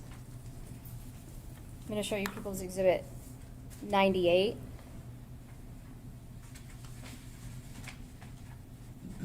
Do you see the end of that tank? Yes, You were just asked about a relief valve. yes.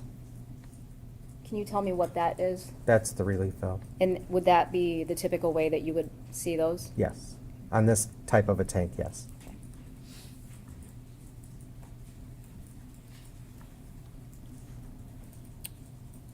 When you were asked to leave the property on April 27th, 2021, do you remember anything additional that was said to you regarding other properties you may be able to search? No. Thank you. Nothing further. Chief Frank, when you were asked to leave the property and the others, did you leave? We did. And then you came back a number of hours later? Yes. No additional questions. Thank you, sir. All right, are we excusing Mr. Frank from his subpoena at this point? Yes, Your Honor. Yes, Your Honor. Thank you. Thank you for your time, sir. You are free to go. Thank you. May we approach? You may.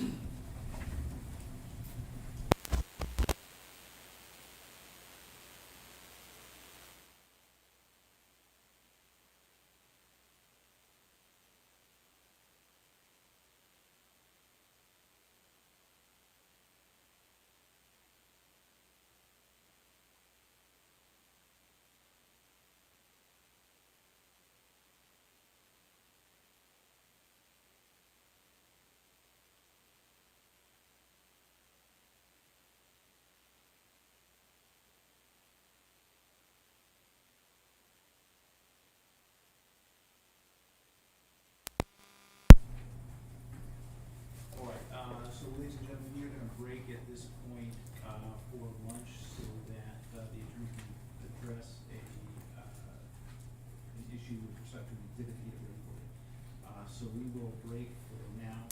I'll ask you to be back around, 1:30. We'll try to start at 1:30. I do have one, unrelated arraignment that I have to conduct at 1:30.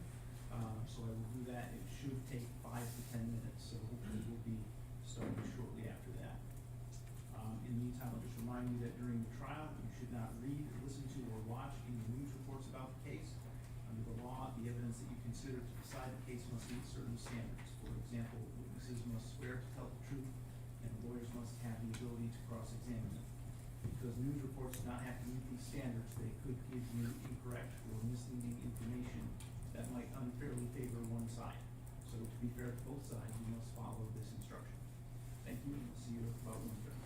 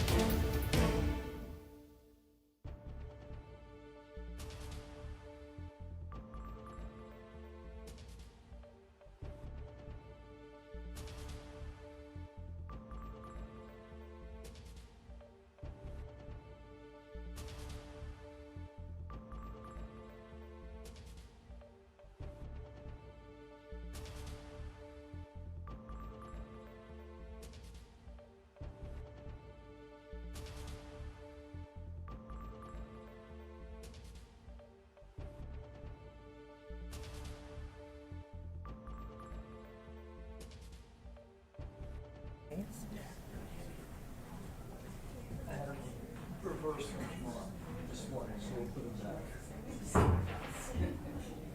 Is this it right here? Yep.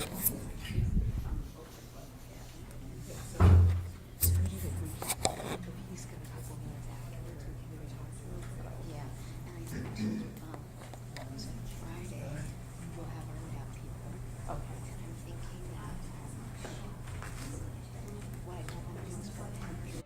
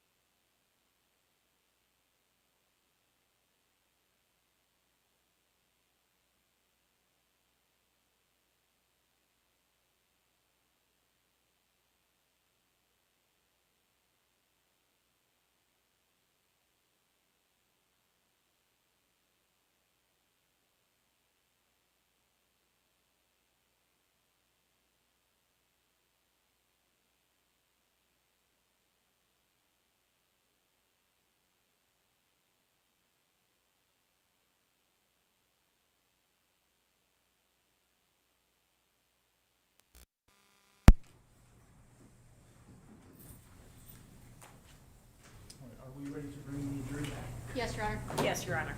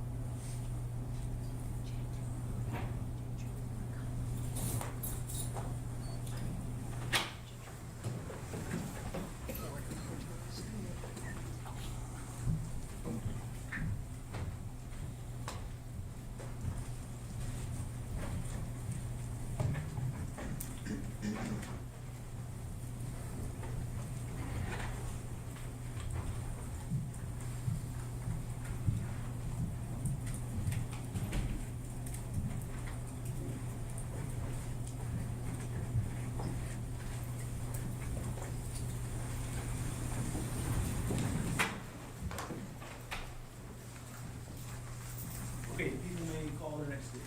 The people called Dale Sharp.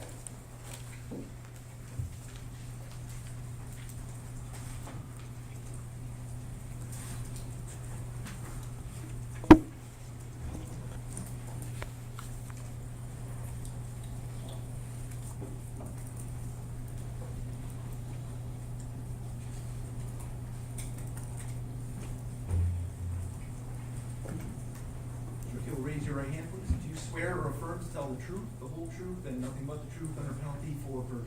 I do. Thank you. Thank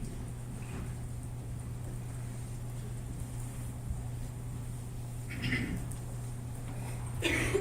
Good afternoon. Can you please state your full name and spell it for the record? Dale Sharp, it's DALESHARP. Where were you employed in April of 2021? Lenawee County Sheriff's Department. And are you still with the Lenawee County Sheriff's Department? That's correct. What is your title? Detective. How long have you been a detective? 16 years. How long have you worked at the Sheriff's Department in total? 26 years. Prior to April of 2021, did you know Dee Warner? Yes. And how did you know her? Previous law enforcement contact when I was in uniform. All right, so how long prior to 2021 would that have been? good 10 years or so. Okay. What about Dale Warner? Did you know him prior to April of 2021? Yes, I did. How did you know him? Went to school with him. Were you involved in this case? Yes. How were you involved? I assisted Detective Greca with search warrants, interviewing people, what else, photographing stuff and so forth. Were you part of a search warrant that was executed April 27th, 2021? Yes, I was. Who did you go to the residence with? Detective Greca. What was his role? He was the lead investigator on it. What does that mean? He was in charge of the search warrant and what was going on that day. So, have you ever executed a search warrant as a detective with the Lenawee County Sheriff's Department? Yes, I have. And how many approximately do you think you've executed? Several. 10 or more, at least. And as the lead detective, what types of things would you be in charge of? Of the scene and what evidence is going to be collected, determining how the search warrant is going to be processed, executed, steps that are going to be taken, make sure the scene is secure, no one can come or go from the scene. Okay, and so, And he'd be the person that you would ask for, you'd go to that person if you had something, hey, this might be of interest, and he would help you make, or he would make the determination if that was of interest or not. all right. So you discussed securing the scene. What does that mean? Not letting anyone come or go from the scene. It'd be taped off, or we'd have law enforcement around to try to secure a perimeter. What happens if somebody's already on the scene? They would stay there. Did that happen in this case on April 27th, 2021? No, it did not. Okay. What time approximately did you get to the property? I would say 8:30 or so. Did you yourself have a body camera on at that time? No, I did not. All right. What was your role supposed to be that night? My role that night was to photograph the buildings and such. When you arrived at the Munger residence, who was there? Detective Greco was there. And when I arrived there, I believe Jaron was there. All right. And who's Jaron? The son to Dale. What's the first thing that Detective Greca does when you arrive on the scene? He makes contact with two young females at the house. Do you know if he's on the phone at this point in time? It appears he is, but I don't know who he's on the phone with.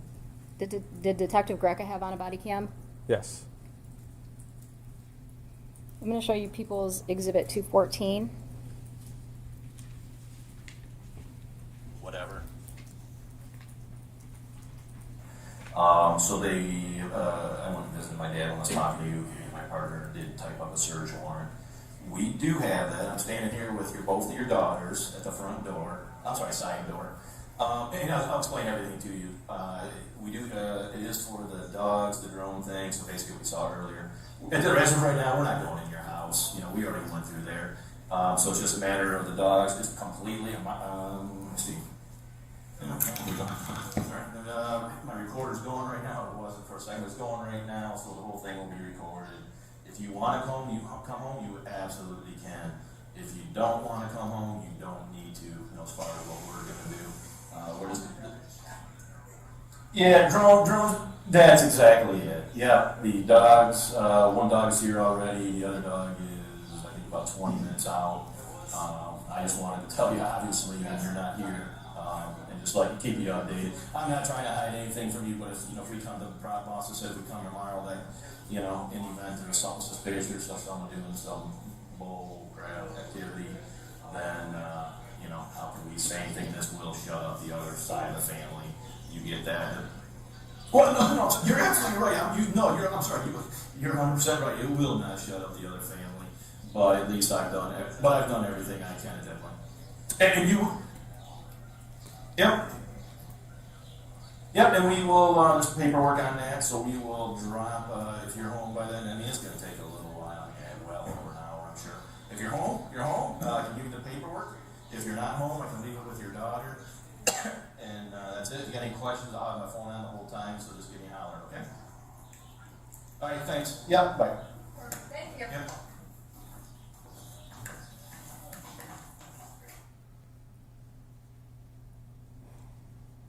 See this, where I've got the body camera paused? Yes, ma'am. All right, and who is that? That is me on the right with the sheriff bulletproof vest on, and Jaren's to my left. All right, To the left on the screen. and at this time, are you guys talking about anything? Just simple talk. I bring up, I mentioned to him I had been out to the house before, and we were talking about the remodel work, and I was impressed with what they did, changing from an old farmhouse to what it was now. Okay.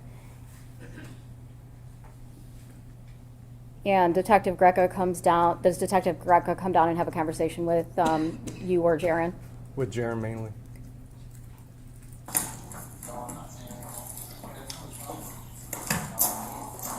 you a family member or is this, okay, who's? Dale. Okay, all right, thanks. Get rid of this stuff. Good.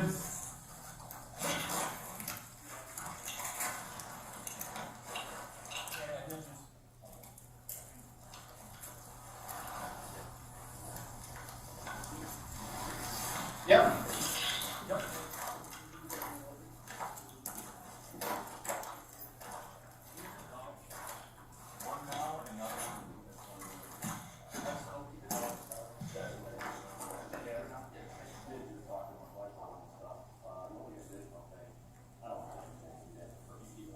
I don't want to damage anything, but it is the buildings here, so if something flies out of the building. Yeah.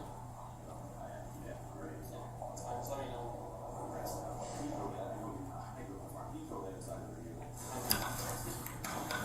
Yep.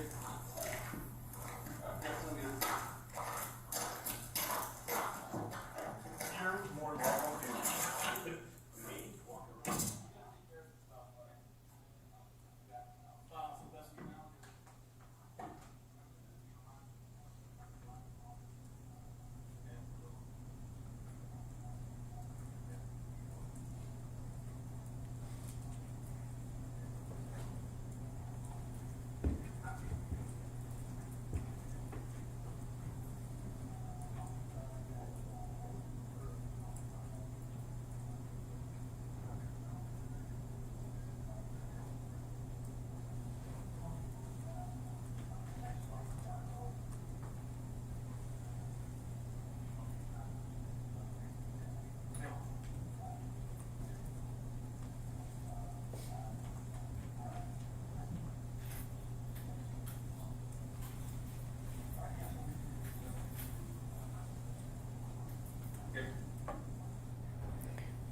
And where are you located at after Detective Greca places his body camera inside his vehicle? I would say somewhere near the rear of his vehicle, near mine. Okay, and who's standing there with you? Officer Taff, or Canine Handler Taff from MSP. Is there anybody else standing there with you? Not that I recall. Okay, were you standing near Detective Greca and Jaren? Yes, I was close enough where I could hear the conversation. All right. At some point, does Detective Greca ask Jaren if he knows when his dad will be back? Yes. All right, and do you know what his response is? Objection, hearsay. I'll withdraw the question. I'm going to show you people's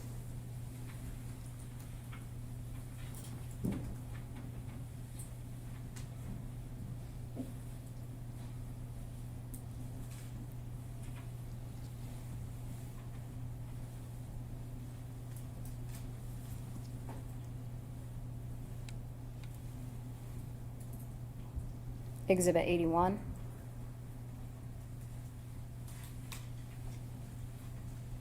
And is that just a still shot from that body camera on 427?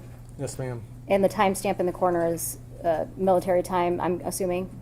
Yes. And it's 20:42:01? Yes. So whose vehicle are you directly in front of in that photograph? Detective Greca's. Okay. After you speak with Jaren and Detective Greca, what do you do next?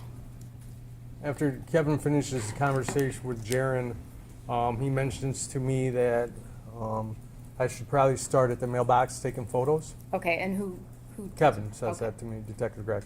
And did you do that? That's correct. All right. After, I want you to go ahead and go to that map and show me where the mailbox is on that map, 263. Oh, there's a, if you look on the pointer? stand, This pointer yes, thing? use the pointer, please. Thank you. I would say it's approximately right here. Okay. That will extend if you pull it out. Okay.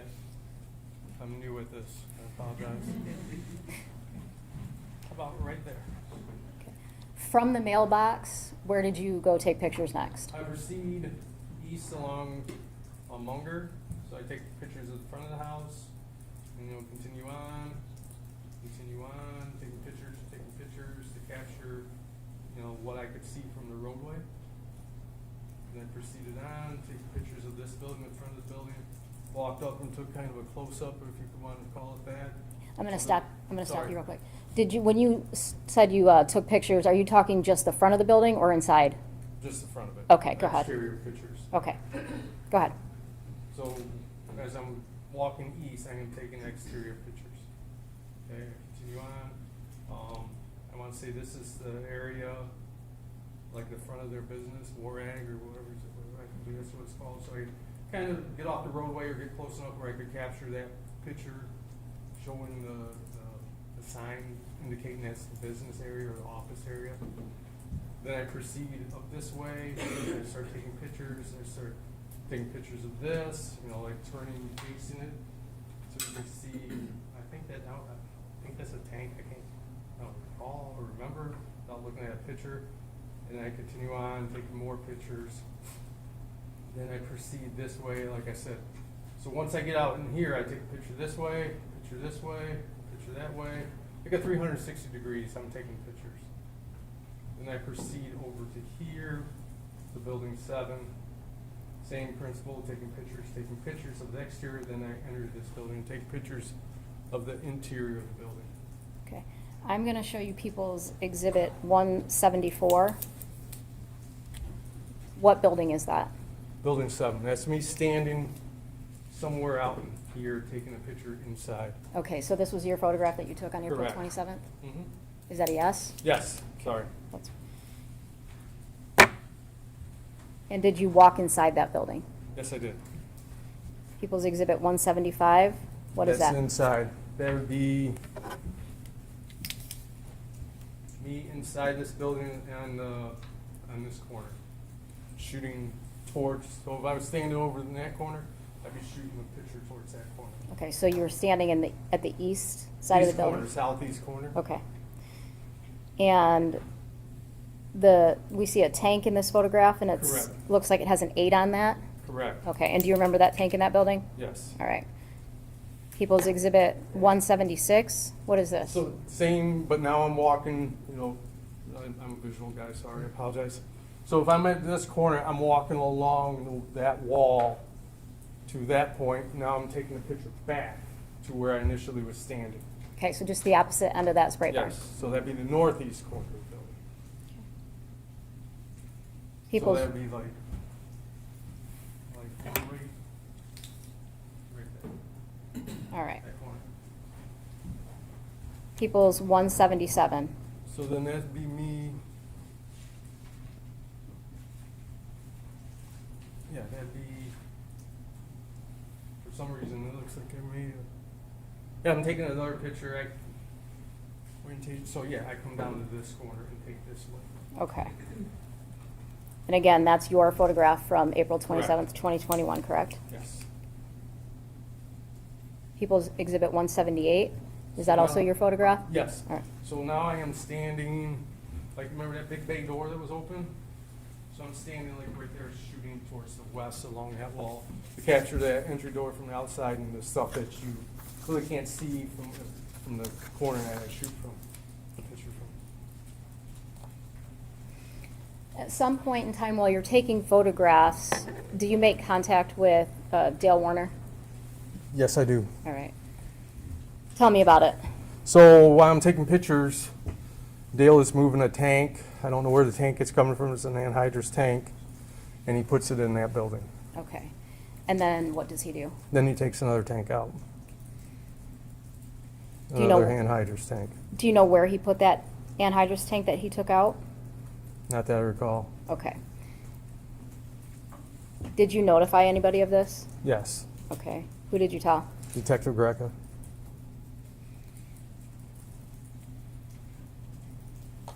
And When you were given the task of taking photos, were you also given any other direction? we were directed, besides, no, yeah, the only other task or direction I was given is we were told to allow Dale to operate the farm and not interfere with him operating his business at the farm.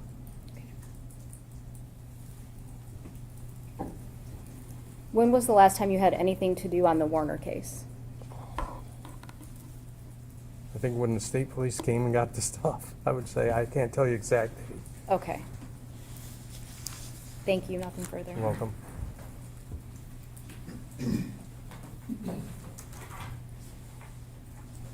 Detective Sharp, good afternoon, how are you? Good, ma'am. How are you doing this Good, afternoon? thank you. You're very welcome. So I represent Mr. Warner, and I have just a few questions for you this afternoon. When you were assigned to the case with Detective Greca, were you the lead, was he the lead, or were you peers?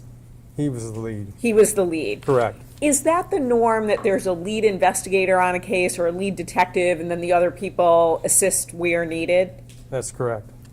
And you worked on the case with Detective Greca from roughly April, towards the end of April 2021 through when the Michigan State Police took over? I think when they formed a task force. That's, Were you involved with the task force? no, I was not. Okay, so when the task force came to be, and that was the Lenawee County Sheriff's Department, Michigan State Police, and the FBI?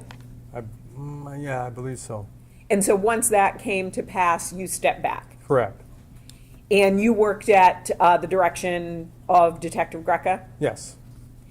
Now, you indicated that you had had prior contact with Dee Warner. And do you recall why that was? I believe it was a verbal domestic. Objection, relevance. Let me clarify. It did not involve Mr. Warner, correct? They weren't. I believe they weren't married at the time, Okay. It was Ms. Warner and another person? or a minor child. Okay. So I just want to clarify that. So the issue was Ms. Warner and another family member, not Mr. Warner. Correct. Thank you. And when you were talking about April 27th, 2021, I want to make sure I understand. So you were photographing Building 7. We've heard that called all kinds of different things, the spray barn, the load barn, but that's what you were photographing, correct? Correct. And you were inside the building. Correct. And Mr. Warner came in with a machine and put a tank in there? Or came in with a vehicle and put a tank in there? He either came, either as I was exiting the building, we had contact somewhere near that building, either inside or outside. I can't recall which one. Sure. So either inside Building 7 or right out front of Building 7? Correct. So he came in with that tank and you were roughly in that vicinity, correct? And you communicated with him? Yes. And then he moved it sounds like the rusty tank that was in there, and you're saying he removed that? He removed the tank, yes. Thank you. And then one final sort of little series of questions. You did a number of different things on this case, not just the things that you spoke about here in court today, correct? Correct. You were involved in interviews, right? Yes. Lots of other searches, things like that? Mm-hmm. You have to say yes or no Yes. for the record. Everybody does that. Everybody does that.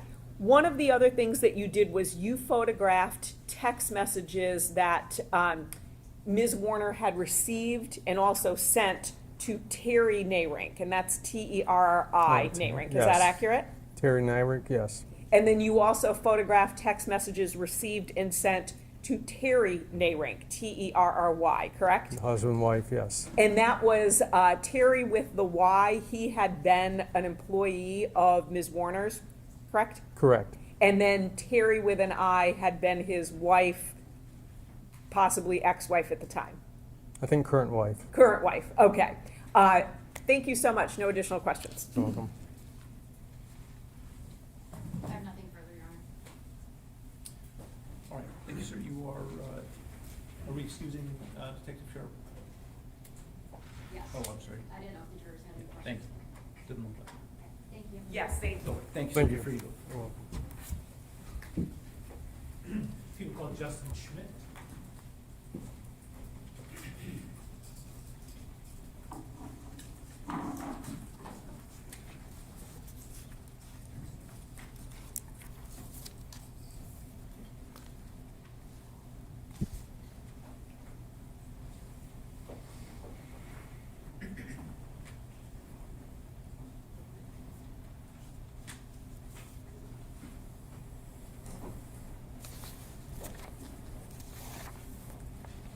Good afternoon, sir. Would you raise your right hand? Do you swear or affirm to tell the truth, the whole truth, and nothing but the truth under penalty for perjury? I do. Okay, move in and MC.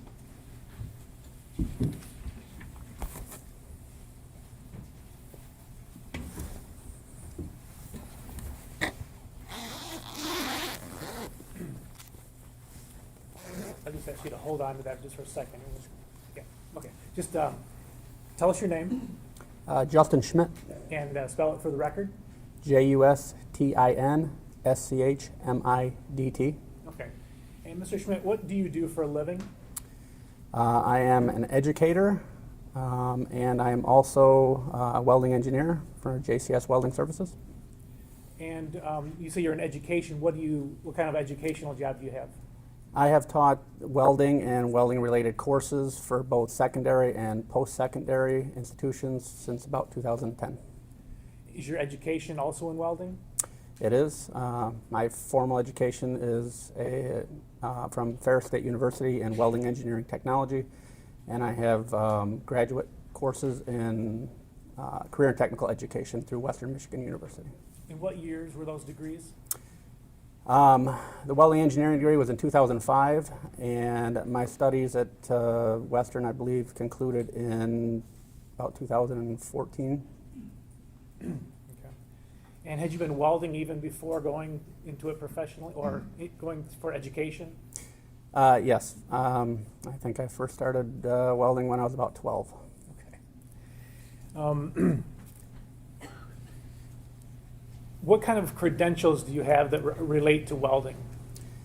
I am a certified welding inspector, CWI, carry that credential, a certified welding educator. I'm also a certified welding inspector for Crown Castle, which is for cell towers. Okay. And so you go around inspecting and get paid for it? That's correct. Okay. And then do you actually teach welding also? I do. My 9-to-5 job is in education, both secondary and post-secondary. All right, and let's talk about secondary education. What are you doing in secondary education that relates to welding? I teach the welding technology program at the LISD Tech Center. And approximately how many students do you have? 40. And were some of those students recently in a competition? They were. And how did they do? They did very well.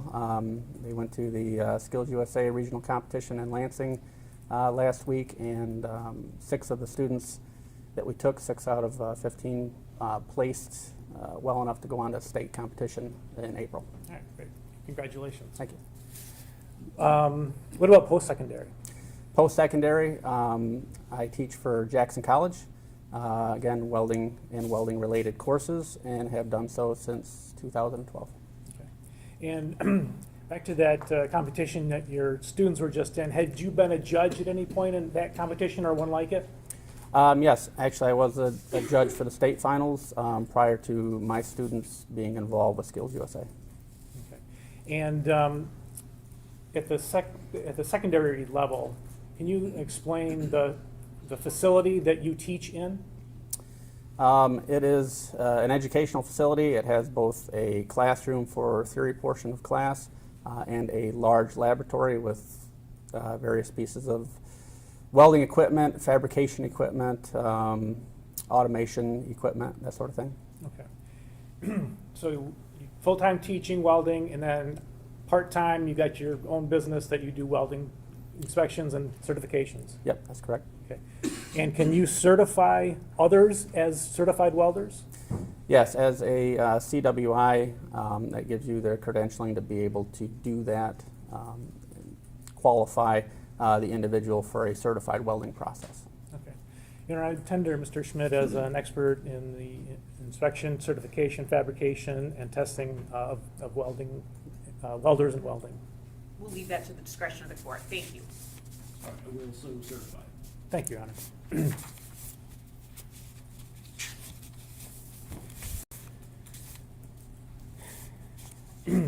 How did you get involved with this case?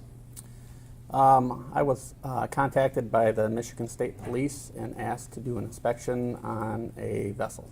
Okay. And showing you what's been entered as People's 100. Do you recognize that? I do. And what is that? That is an anhydrous ammonia tank on a running gear. Okay. And number 34, correct? Correct. Is that the one you inspected? It is. Okay. How many times? 4 times total. And what did you do each time? Just in general speaking. The first time went and looked at basically all the welding on the tank. And the second time went back and looked at the inside. A repair weld was seen from the first inspection. Went back the second time and looked at the inside of the tank where the repair weld was. Came back the third time to look at another portion of the tank, and again a fourth time to compare photos with the actual tank. Okay. So you indicated a second ago that there was an obvious repair weld, is that correct? That is correct. All right, and in terms of this photo, do you know where the obvious repair weld was?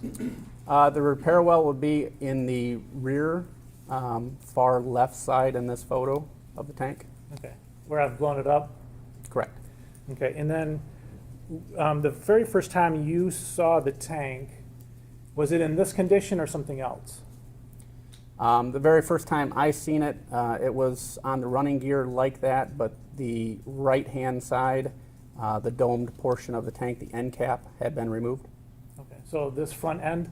Correct. Okay. How did you determine that the back weld was an obvious repair weld? Based on there's 3 welds on the tank, 3 factory welds. When it's manufactured, 1 in the center and 1 on each end, adhering the domes to the tank. Comparing the weld at the rear of the tank that was still there with the weld in the center of the tank that was a factory weld, along with visibly looking at the repair weld itself, where you could still see remnants of the factory weld underneath it. Okay. Let me show you what's been entered as People's 269. Did you take this photograph? I did. Okay, and why? What is it showing? This photograph shows the approximate width from toe to toe of the factory weld. And which factory weld are you looking at? This is a weld in the center of the tank. Okay. And I don't know, can you, for the jury's benefit, can you read what the width is? 0.811. And that's in what unit? In inches. Okay. Then People's 270. That also says 801. Is that a different place? That is a different spot, correct? Okay. And again, People's 271, 801, different place? Correct. Okay, so did you go, how many readings did you take of the middle weld, do you think? I would say probably 10 to 12 readings around. Okay, and were they all fairly consistent? They were. All right. Showing you what's 272. Can you read the gauge in this photo? 0.546 inches. Okay, and which weld is that? This is the repair weld. Okay. Do you think that difference in 0.3 of an inch is significant? It is, yes. And how many readings approximately did you take of the repair weld? Again, probably the same, 10 to 12. All right, and were they all about a little over half an inch? They varied, I would say within 180 thousandths probably. Okay. Could you tell what process had been used to create the repair weld? I could. How? Based on the weld bead itself of the repair weld, the bead profile, the ripple pattern that was in it, and then the distance in between starts and stops, Okay, and let's start with that last one. What does that tell us, the difference between starts and stops? So the distance between the starts and stops, if it is a greater distance, would limit us to what process could be used. It would have to be a process that continuously fed a wire electrode, a process similar that could be used, such as like a stick welding operation or shielded metal arc welding.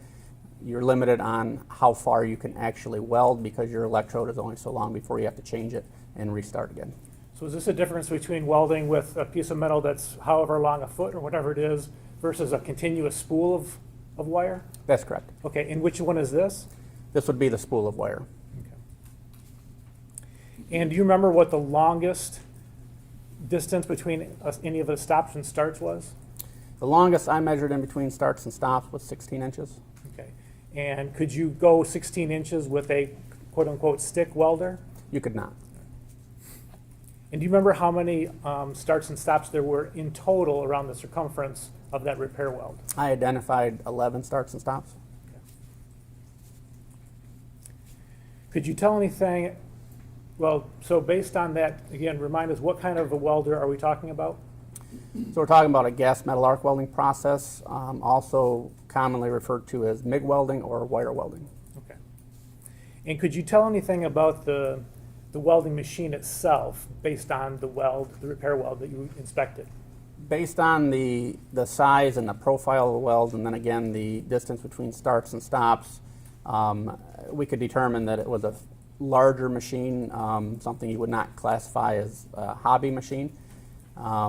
Most likely 220 volts and a duty cycle greater of 40%. Showing you People's 293. Are you familiar with that machine? I am. How are you familiar with that? I have spent many hours operating that exact model of machine before. Okay. This isn't yours in particular? No, it's not. Okay. But you've used this many times? That's correct. What is it? That is a Miller manufacturer, Miller brand, Miller-Matic Model 252. Okay. And do you know, does that meet the specs that you just described in terms of what kind of welder would have made that repair weld? It does. Okay. When you say the profile and what was the other term you used? Of the weld, I'm sorry, the profile and the profile, the ripple pattern, and then the distance between starts and stops. Okay. I want to make sure I had that right. Could you tell if this weld was done by hand or a machine? I could. How could you tell that? Basically, whenever I examined the weld, it was evident that there was a lot of inconsistencies in the weld itself, both profile-wise, direction, path of travel, a lot of inconsistent parts in the height of the reinforcement. Those inconsistencies would lead to a determination of human error, essentially, and not an automated process. Okay. So showing you People's 273. Does this illustrate some of those things? It does. Can you tell us how?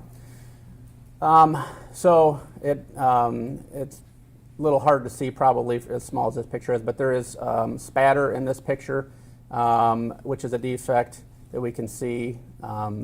There is what we would consider concavity in the center of the bead. Let me stop you on spatter.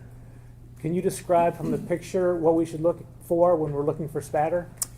Your spatter is going to be the small, they look like kind of like BBs on the outside of the weld. Okay, is that spatter right there? Correct. Okay, and then there's some more down here. Correct. Down here farther. Is all that spatter? Correct. Okay. All right, thank you. All right, what was the second thing? The other thing is concavity within the bead. We can see that it is a concave shape in spots and not concave in other spots, which would lead us to believe that the travel speed varied a little bit as it went across. Okay. Also, the general width of the bead being narrower in spots and wider in spots is also indicative of that. Okay. A little bit further down in the same photo, What yeah, about- you can see where we had a large variation in the path of travel for the speed. Okay, and describe that, what you're talking about, the path of travel? So we can see as the weld comes down from the top of the screen to about the center, we can see it run off to the left-hand side, off of essentially where we would assume the joint is behind that, and then pick back up underneath after a start and stop, and then resume moving forward further down. Okay, so are you indicating that the path of travel comes down like this and then goes off to the left? That's correct. Okay, whereas the bead continues on straight down here? Correct. Okay.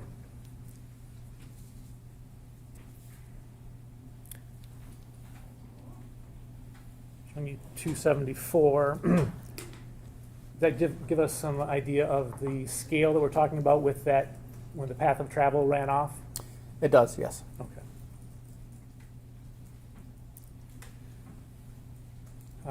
Does 275 tell us anything else about the weld? Again, general discontinuities located within the weld, and a, for lack of better terms, a sloppy appearance. Okay, so it wasn't just one spot, it was multiple spots that you had identified? Correct. So as an inspector, how would you evaluate this weld that you saw? As an inspector, to do a formal inspection, it would have to adhere to a specific welding code, and there is no welding codes that I have worked with that this would be acceptable in.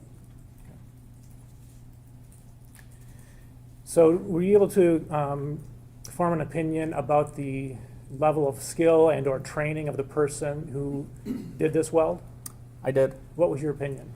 My opinion was that it was somebody who had prior welding experience, so they were somewhat familiar with the process, but did not identify as having maybe formal weld training at the time that this was produced. Are you able to tell the difference between somebody who is not highly skilled and someone who is in a rush? That's a pretty broad question. To answer that, if you were in a rush and you had a high level of training, or we'll say a medium to high level of training, that rush job would definitely impact your final product. Okay. What if you had a medium amount of training? What would a rush do at that point? That would definitely affect it even more so. Okay. It would be worse? Correct. Okay.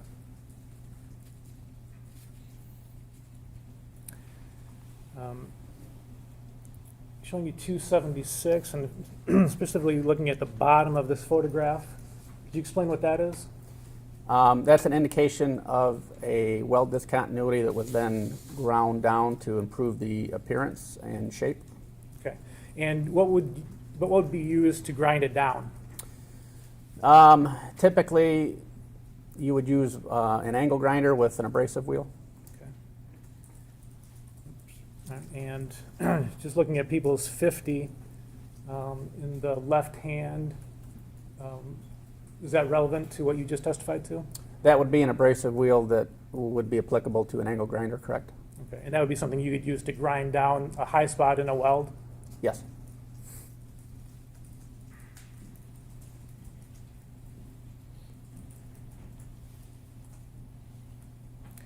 Could you tell the path of travel in terms of which way the weld was formed from top to bottom or around the tank, or how? Yes, I could. And what was your finding on that? That it was done in the vertical down position. Okay, and so with starting from the top to the bottom, and then top to bottom on the other side? Correct. Okay, and what did you see that told you that? There was a couple different things that I noticed to make that determination. One was the amount of buildup on the horizontal portion or the top of the weld before it transitioned to vertical, where it then became less buildup and slightly concave. Okay, so I'm showing you 277. Is that in this picture? It is. Okay, where? And it's kind of hard to see from from this picture, but at the top, there is much more weld reinforcement at the top of the weld, Okay. where gravity is not having as much of an effect on the weld. It's actually putting it right where you're trying to make the weld. And then as we get further down and we transition into the vertical portion of the weld, we can see that it gets more concave as gravity essentially works against us and tries to pull the weld down. We can also see a distinct ripple pattern in that transition that indicates also a vertical down weld. Okay, so we're looking at these arrows, for lack of a better term? Correct. Ripples, you called them? Yes. And how does that tell us anything? So on a vertical down weld, you have to move faster than you do, say, in a vertical up position because of gravity. Your molten weld pool, if you don't move fast enough, can outrun where your welding arc is at. And as gravity tries to pull your weld down, you have to use the arc force, essentially the force coming out of the electric arc, to push the weld back up against gravity where you want it. And that's what creates this arrow shape, or what we call a ripple, pointing in the upward direction. Could this tank have been welded from the bottom up? Meaning, is it? No, I mean, like, if you were to do this yourself, is it physically possible to start at the bottom and go up, or do you have to start at the top and go down? No, it is possible to weld vertical up, and the code that would this tank would be under ASME Section 9, which is Boiler and Pressure Vessel Code for repair, actually would require it to be welded vertical up. Okay, so I think if I understood you correctly, if a vessel is going to be pressurized, the code says you got to go bottom up. That's correct. Okay. Which one is easier and faster? Vertical down welding essentially is easier because while gravity can hinder what the bead looks like, it is easier to put in where you're not trying to stack. It doesn't take as much technique to perform the vertical down weld as it does, say, a vertical up. And a vertical down weld is much faster than a vertical up. Okay. And again, this is vertical down. Correct. Showing you People's 288. Why did you take this picture? This picture denotes the difference in height or profile from the end of the cylinder portion of the tank to where the cap or the dome portion was attached. Okay. And zooming in on that. Are you saying one portion of this is higher than the other? Correct. And which portion is higher? The dome portion or the cap portion is higher than the cylinder portion of the tank. Do you know why that happened or how?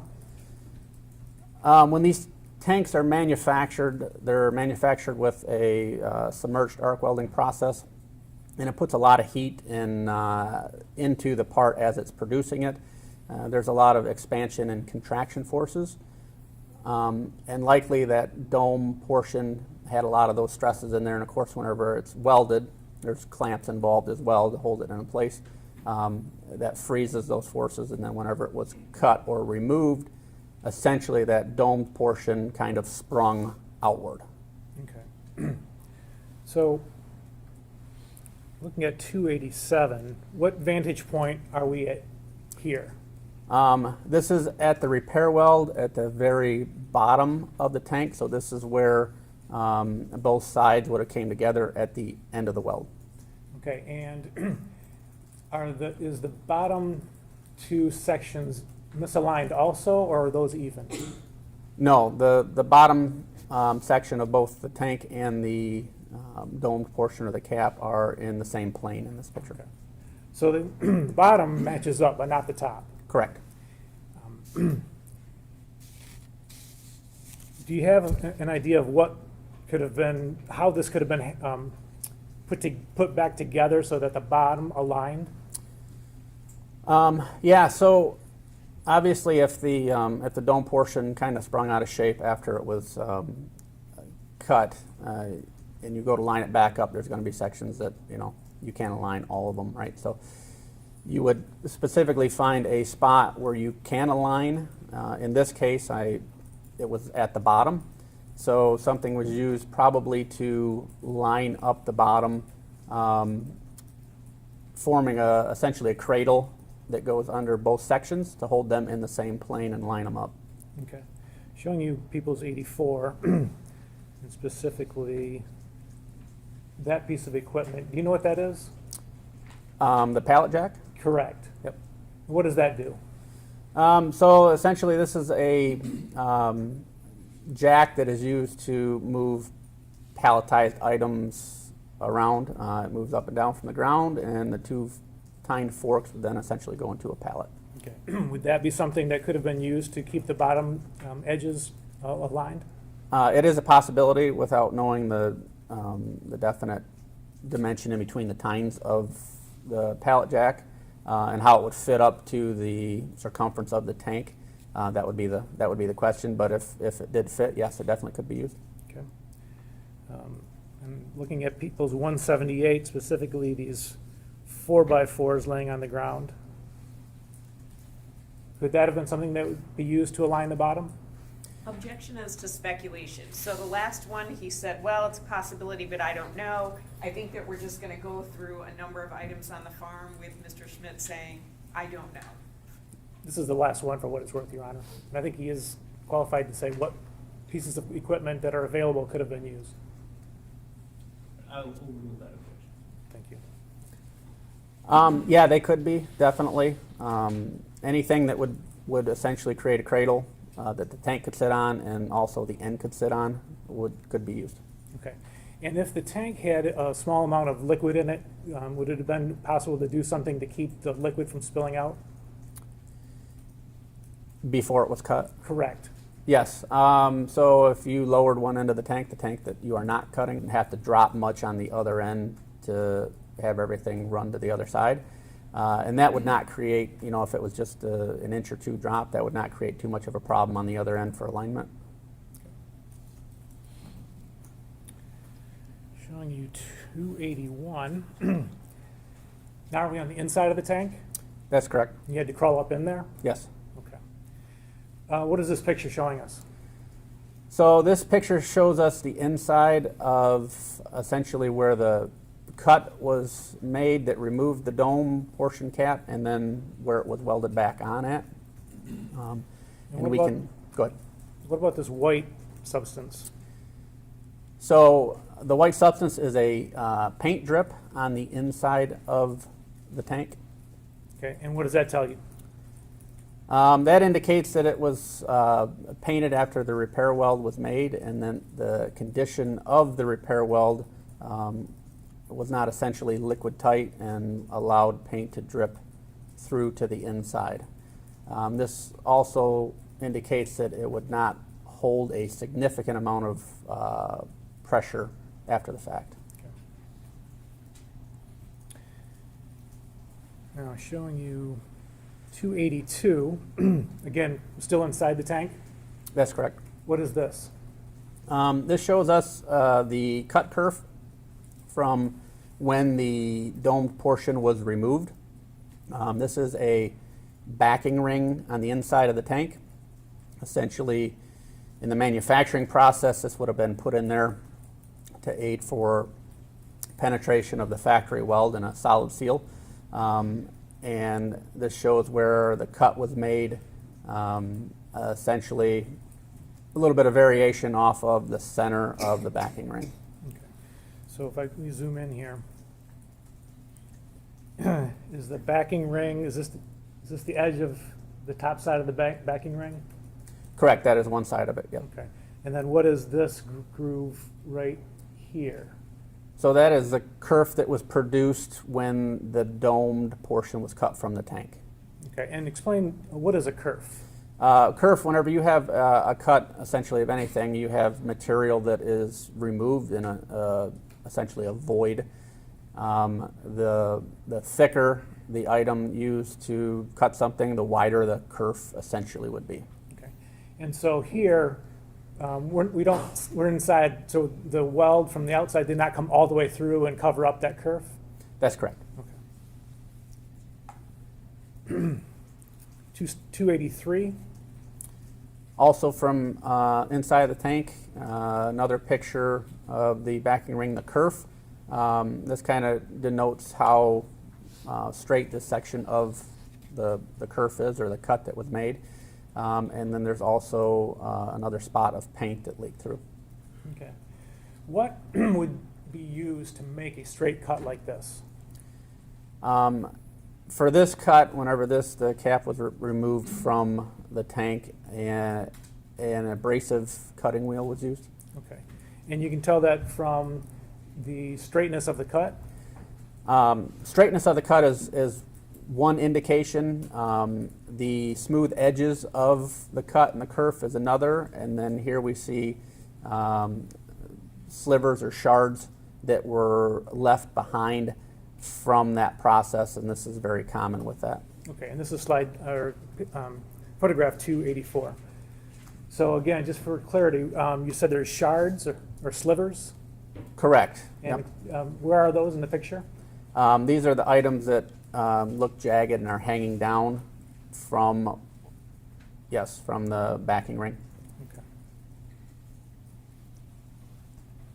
And 285? More of the same. Okay. 286? More of the same.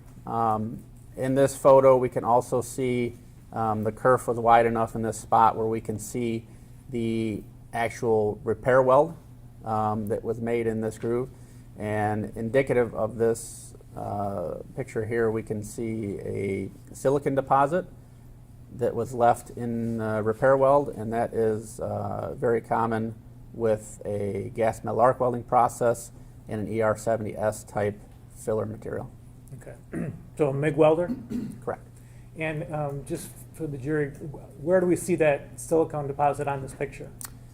It is the brownish looking item, probably mid screen, that extends out into the weld. Okay, we're talking about in this area right here? Correct.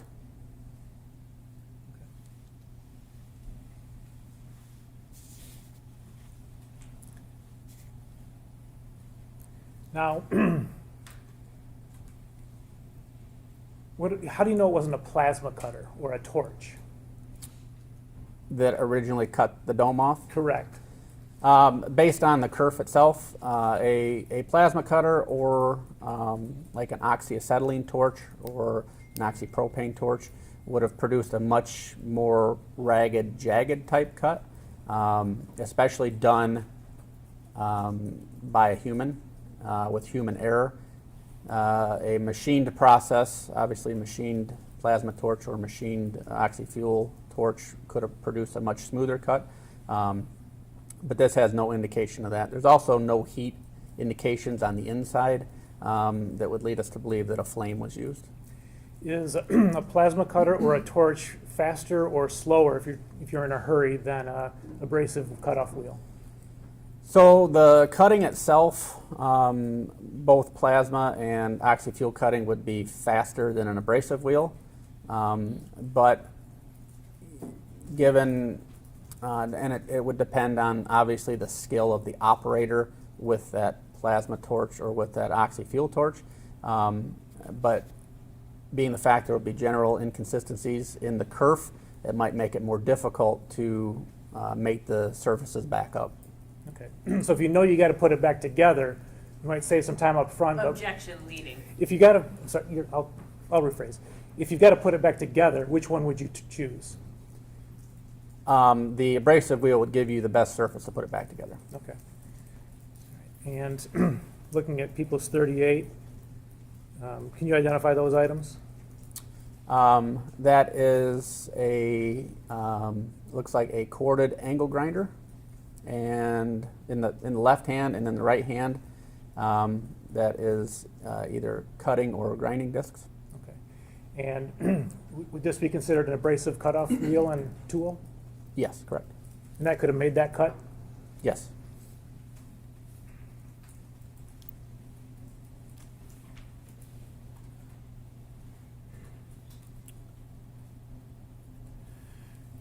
Yeah, moving on to People's 290. What is this a picture of? This is a picture at the top of the tank, on the end where the repair weld was made, where the dome was attached back to the tank. All right, and again, where is that in the picture? The repair weld itself is essentially center screen, and it runs from left to right across the tank. Okay, and then what about that dot up at the top? So there is another weld spot where something was attached to this dome portion of the tank. Okay.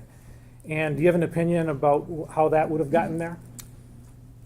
Yes, I do. And what is that? That whenever this dome portion was removed, it would have to be supported in some way so it did not fall. It's obviously not a square item. It's going to be somewhat awkward. So the ideal way to do it would be to attach probably a chain or something in that fashion to hang the item so that when it's cut free, it does not fall. Okay. I'm showing you 291, which is what? That is a close-up of that spot. Okay.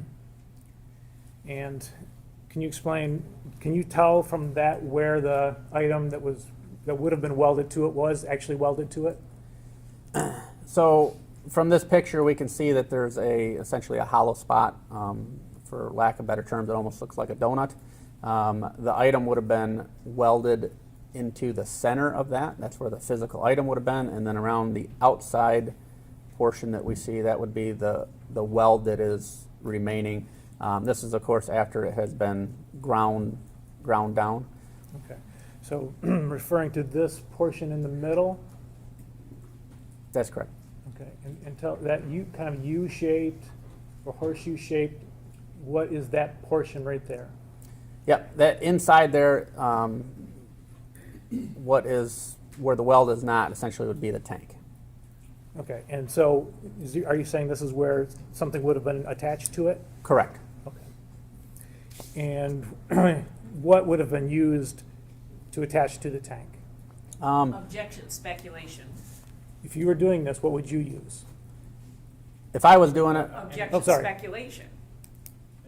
Well, the question is, what would he use if he were doing it? I don't think that's speculative. But then it's irrelevant. What he would use if he were doing this is totally irrelevant. It's not what an expert in welding would use. I can rephrase just a tad, Your Honor. All right, go ahead. Given the evidence here of the weld to the top of the tank, do you have an opinion what was used to support it so it didn't fall off when it was cut all the way? I do. Okay. Please tell us.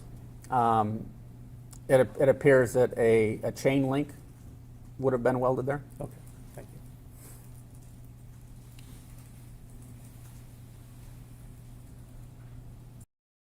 Showing you 53 and zooming in.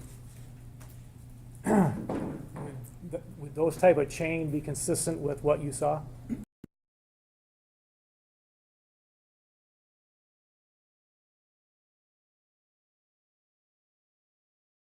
If a chain had been welded there,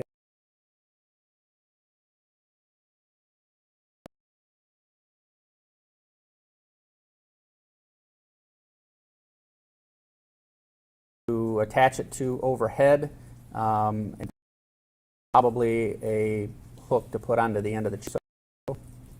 okay. Showing you people 57.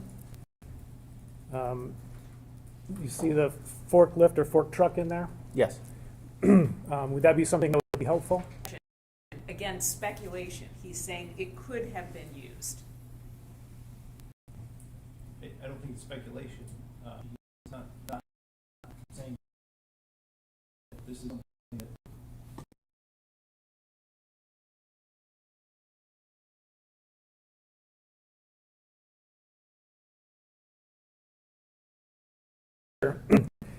If you had how would you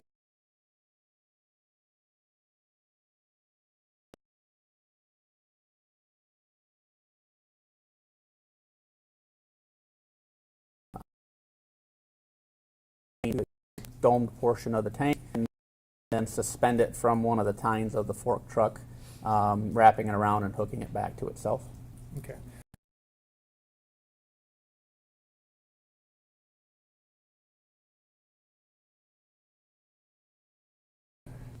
from what you just said, how this is being done here? Yeah, essentially the exact same way, except for they have used essentially a large hook, a wrecker hook, gone through an opening in the tank rather than welded the chain link to the end of the dome. Okay. In this picture, they've got the fork truck on the side. Do you have an opinion whether it had to be on the side, one side or the other, or in the front? It could have been on either side or the front. I think the front would make it more advantageous for alignment whenever you put it back on. Okay, and how is that? Basically, if you were in front of the tank, once you finished your cutting and essentially it hung there, you could just back the fork truck up directly, straight up, and then whenever you're ready to realign it, you could just drive it right back to the tank. Okay. Just to direct your attention to the cut here, and I know that, well, first of all, let me look at the full picture. Can you tell from this picture what was used to cut the end of the tank off here? I can. How? Based on a couple things. One, there is a red and green oxy-fuel hose laying in the background that runs up over top of the undercarriage of the tank that would be used for an oxy-fuel torch. And then the burn marks essentially made from the cut caused by the flame of the oxy-fuel torch. Okay. And is this typical when you use the torch in terms of the pattern of the cut? It depends on how skilled the individual is who's utilizing the torch and how much experience they have in doing a cylindrical item. Cylindrical items are quite a bit different than what we would say flat items are. So if they were highly skilled, it could be straighter. If they were less skilled, it could be even more crooked.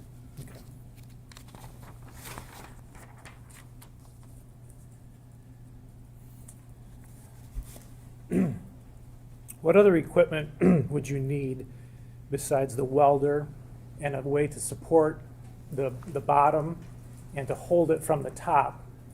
Besides those things, what else would you need to do a welding job on the end cap? Just welding the end cap? Correct. Obviously, you would need probably some PPE or personal protective equipment, which would include a welding helmet and gloves, that sort of thing. You would not be able to, a welding helmet essentially would be a must. You would not be able to see what you're doing without it. Okay. So if you tried to weld without a welding mask, what would happen? Essentially, you'd be trying to do it with your eyes closed. If you left your eyes open, the light would be extremely bright and probably hurt your eyes. You could also receive UV burns to your eyes because of it. So you would be trying to do it with your eyes closed and essentially doing it blind.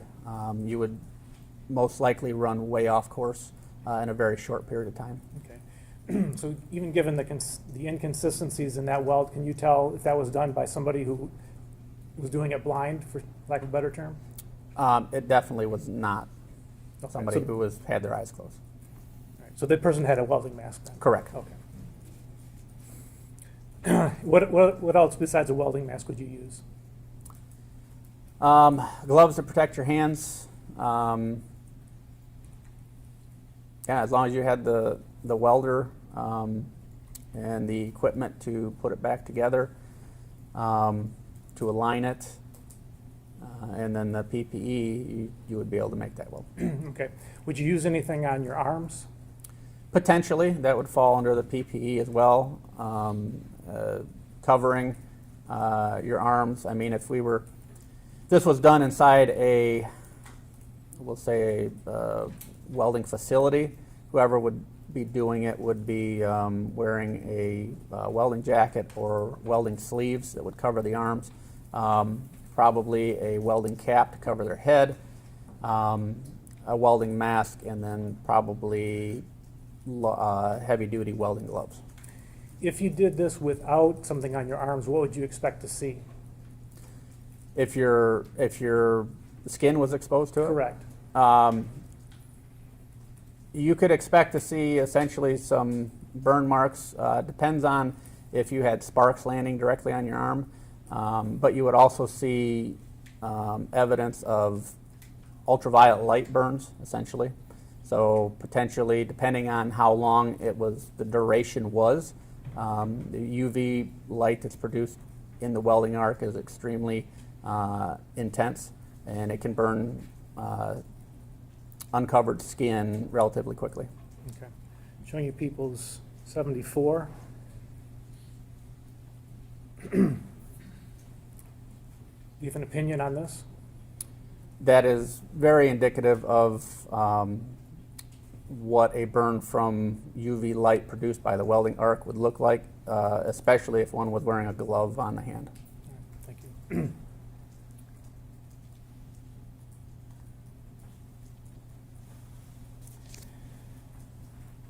You said a relatively short period of time. What would be the shortest you would think a person could be welding and get the results in that picture?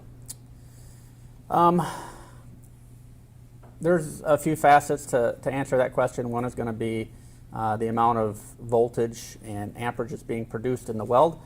Machines are variable, so the thicker material that you're welding, or the higher the output you set the machine up for, the more UV light is going to be produced while you're welding. The more UV light that is produced is going to have a greater effect faster on the skin. Based on, would you like me to base it on essentially the weld size?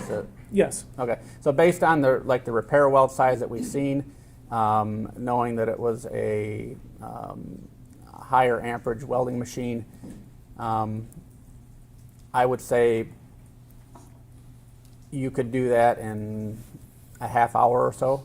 It also depends on the individual's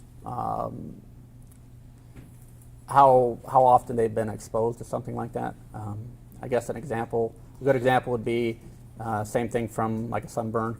If you go outside early on in the year and you have a very hot sunny day and you're out there for a half an hour, you might burn rather quickly, whereas maybe towards the end of the summer, same conditions, and you're used to being out in the sun, it would not burn as quickly. Okay.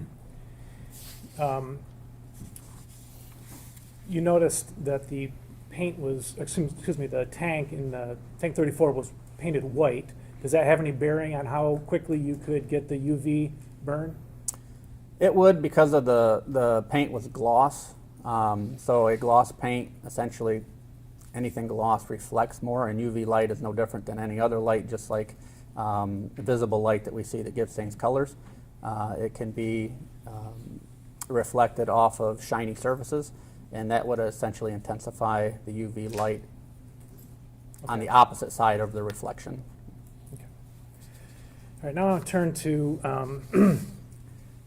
how fast could somebody weld? Can you give us a figure in like inches per minute or something like that? So to produce, in reference to the repair weld, to produce a weld of that size, anywhere from 6 to 10 inches per minute.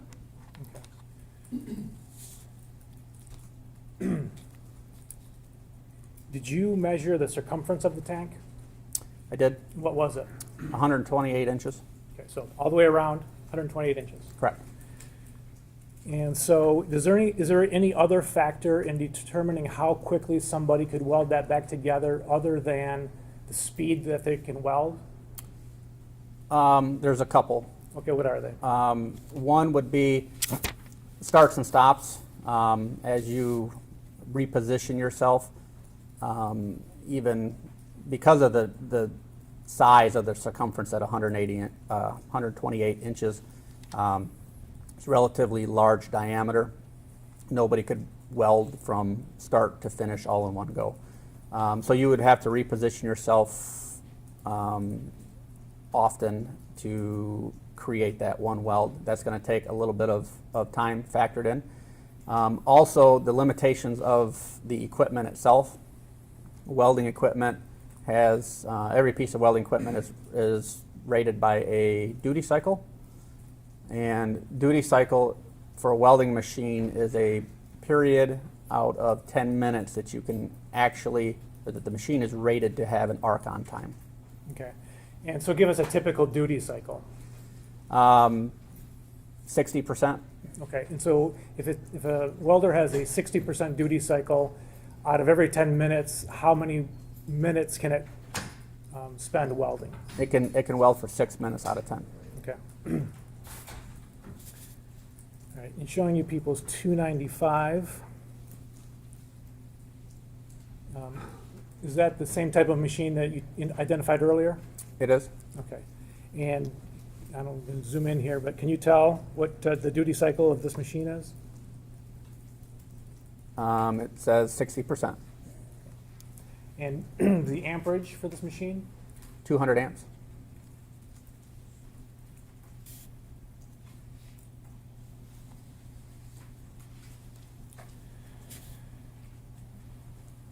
So you said you could do 6 to 10 inches per minute. Slow would be 6, fast would be 10. And you could weld 6 out of 10 minutes, 6 minutes out of every 10 minutes, correct? That's correct. All right, so what would be the quickest, given those variables, that someone could weld that entire 128 inches? Can I refer to Did you some do of my some calcu- notes? I did. I brought some notes and I did some calculations. Okay, if that would refresh your memory, yes, please.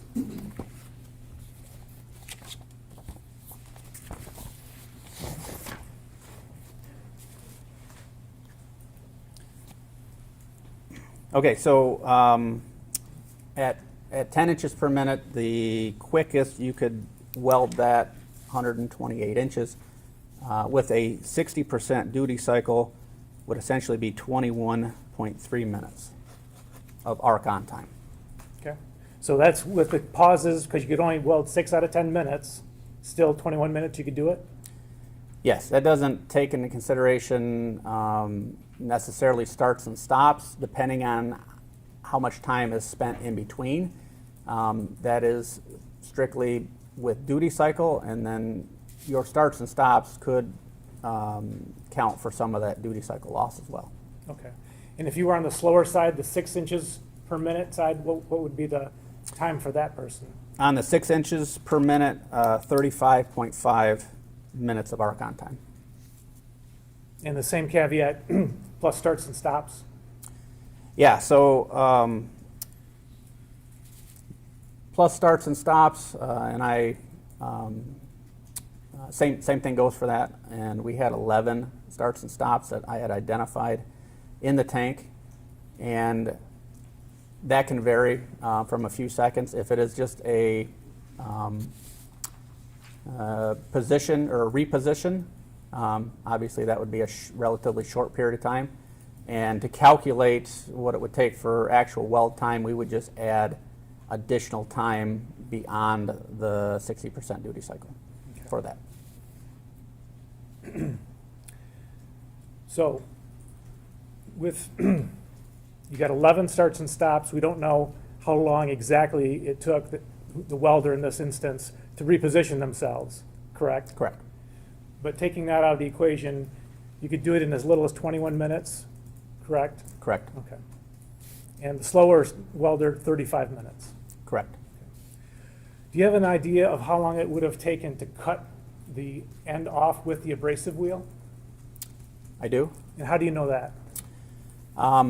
So I did some experiments with the same type of equipment to gather inches per minute on a relatively same thickness of material to come up with basically a formula to calculate exactly how long it would take to cut 128 inches of the same thickness of material with the same type of equipment, abrasive wheel. Okay, and what did you come up with? 2.5 inches per minute.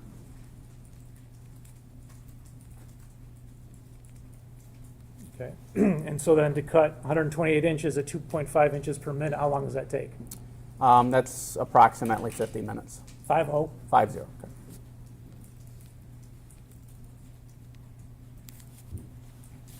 Is there any reason that would have to be done all at once, or could you break that up? No, you could break it up, and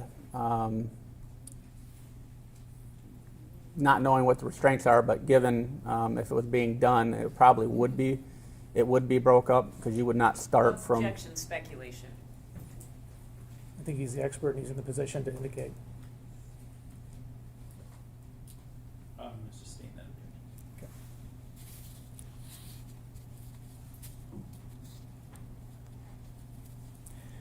opinion. After cutting it off, welding it back on, how quickly could you repaint it? How long does it take to cool down?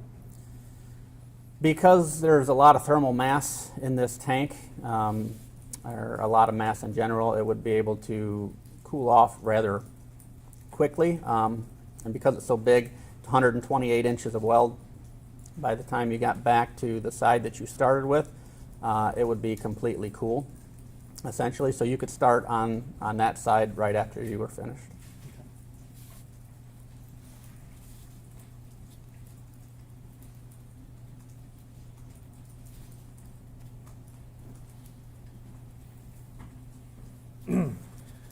Other than the approximately 50 minutes to do the complete cut and between 21 minutes and 35 minutes to weld it back on, is there any significant amount of time that we haven't accounted for in the process of cutting it off, welding it back on, grinding the spots down, etc.? No significant amount of time, but there are other things, obviously, that would be in there. Like what? The time it takes to essentially remove the cap to provide access to the tank, and then to put the cap back to the tank and align it. Let's stop right there. So you're talking about if a forklift had been used, you've already described just backing up and then going forward? Correct. How much time would you expect that to take? It would not take much.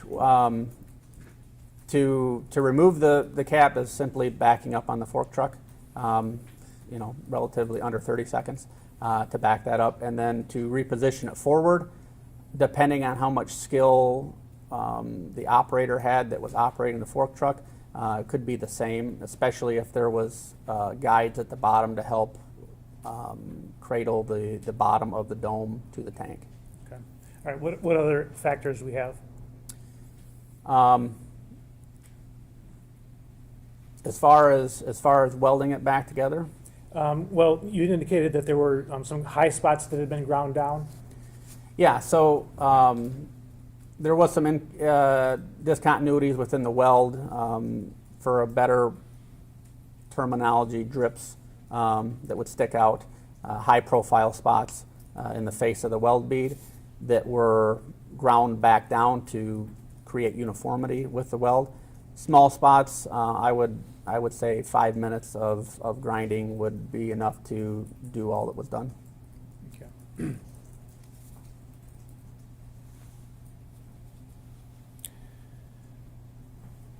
All right, so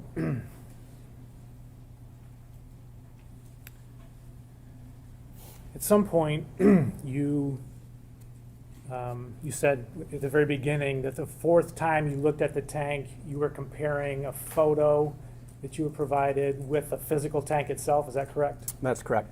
All right, and can you tell us what was the photo on that you were looking at? It was a body cam photo of a tank sitting on the ground. Okay. All right, this is People's 79. Do you recognize that? I do. Okay. Now, when you had initially met with the Michigan State Police, did they show you a photo? Not initially, but when I came back in for a follow-up interview, I was shown a photo. Okay. And did you match, or did you attempt to match that photo to the tank at that time? I did. Okay. Did you actually go up to the tank itself and look? No. Okay, why not? It was in the prosecutor's office, so we did not have physical access to the tank at that time. Okay. But later on you did? We did, yes. Okay. And so you took this photo and you compared it to the physical tank?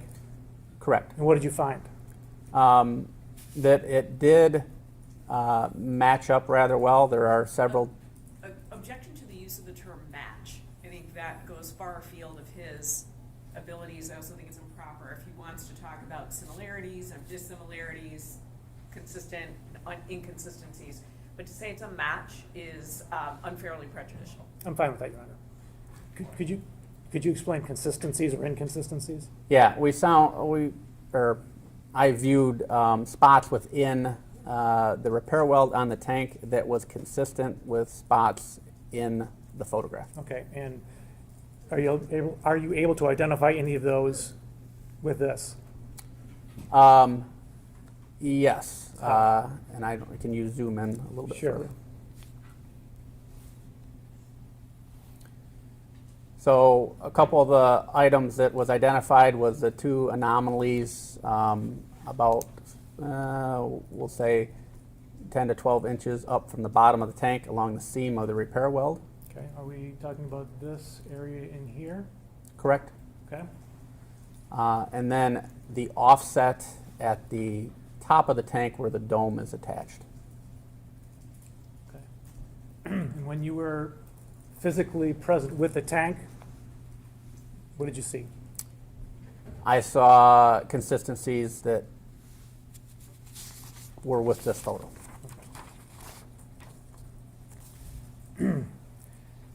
Were you able to, when you looked at this, did something stand out to you in terms of the paint?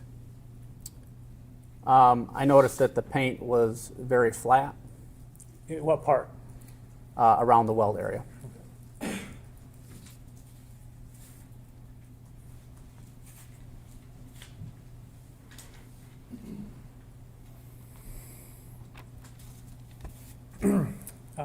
Could this be done by one person, or would it take more than one person to do this job, cutting the tank end off and welding it back together? Objection, speculation. If you know. I would overrule if he knows, I think he can answer. This job could be done with one person if they had the proper tools and equipment. Okay, and the tools that we've talked about today. That's correct. All right, thank you, nothing further.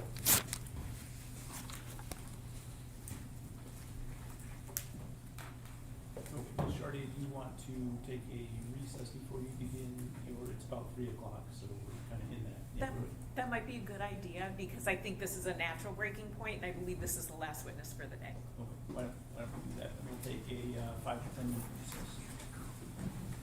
You can step in.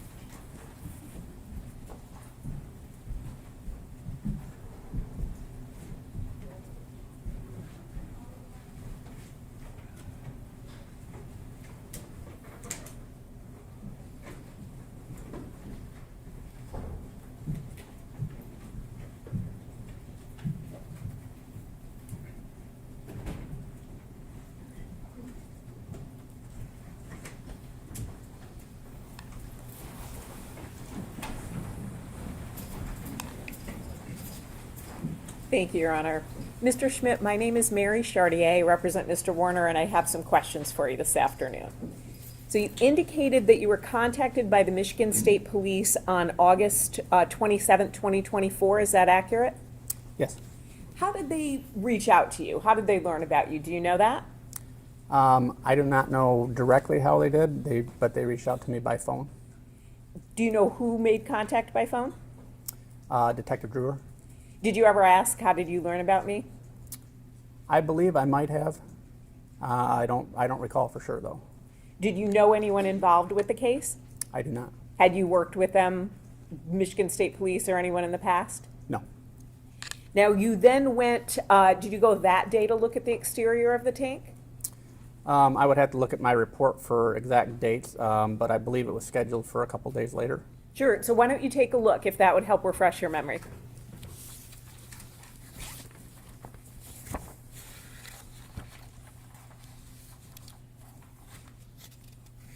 I believe it's on the second page. The inspection was scheduled for the 29th of August. So the 29th of August, so you went to take a look at it. How much time did you spend with the tank? I would have to say probably an hour and a half-ish. And that's when you took the measurements that we saw? Correct. And you took photographs? Correct. And you inspected everything that you wanted to inspect that day as it relates to the exterior? Yes, ma'am. Now, what was the tank made of? As far as Sure, so is it plastic, steel? it's steel composed of. And what steel you said mostly? Composed of. Oh, steel composed of.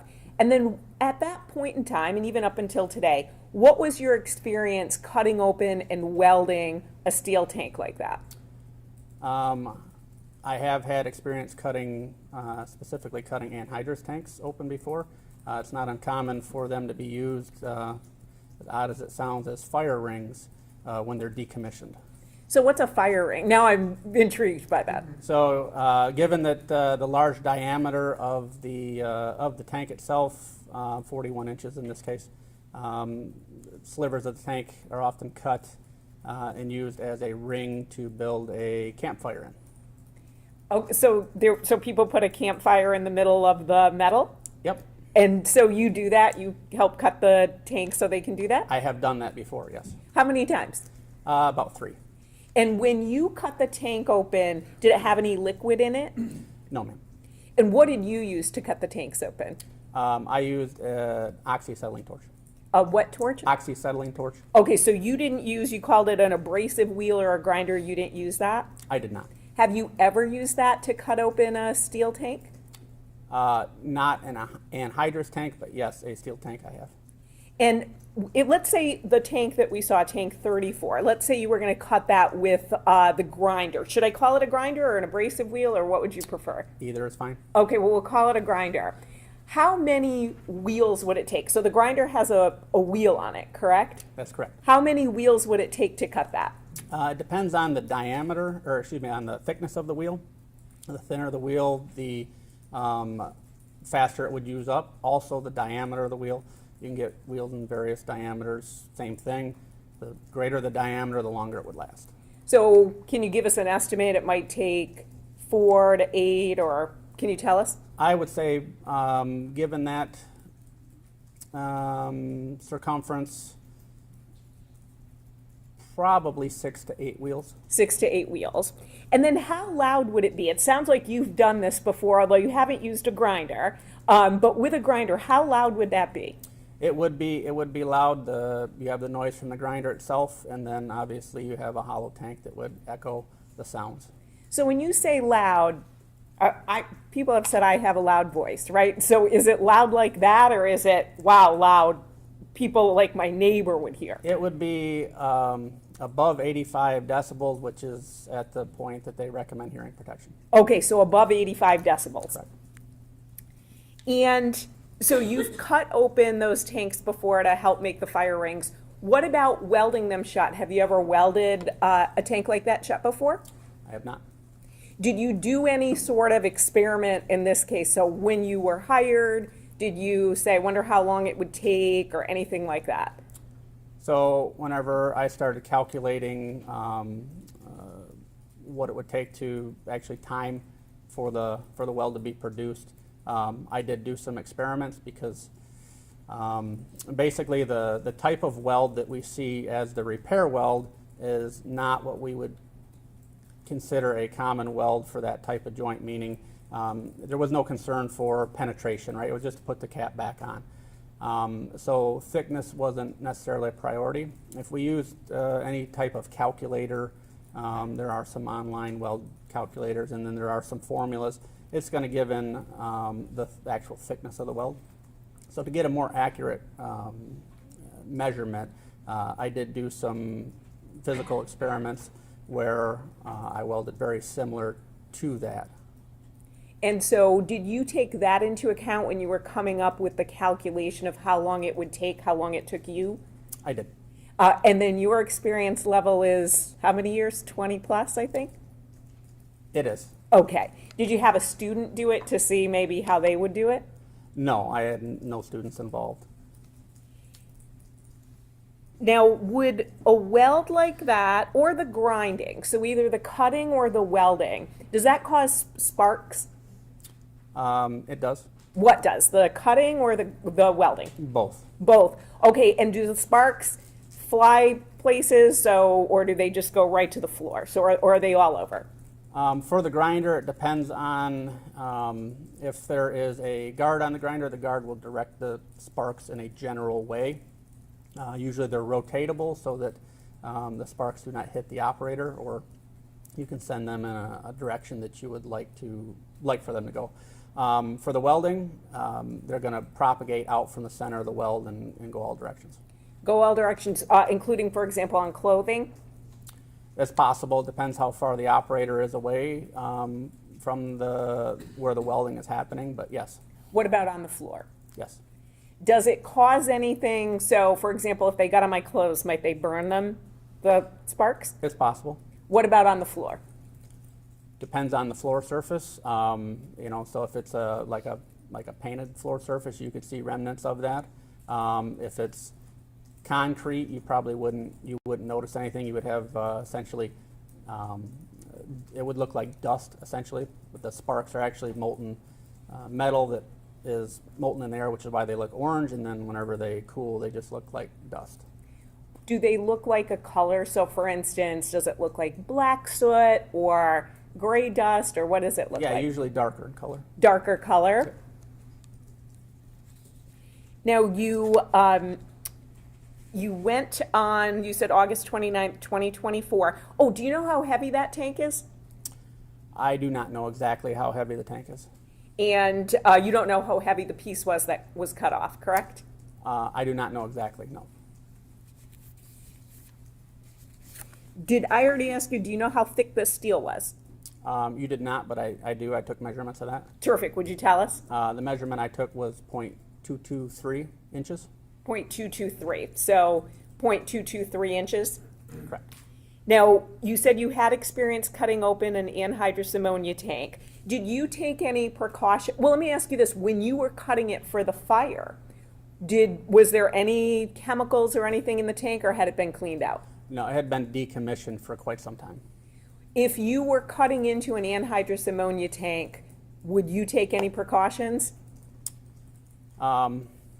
If it had anhydrous in it, I guess it would depend on what my knowledge of the tank was, how long since it had been used, how full it was, how much anhydrous was in it, that sort of thing. What precautions would you take?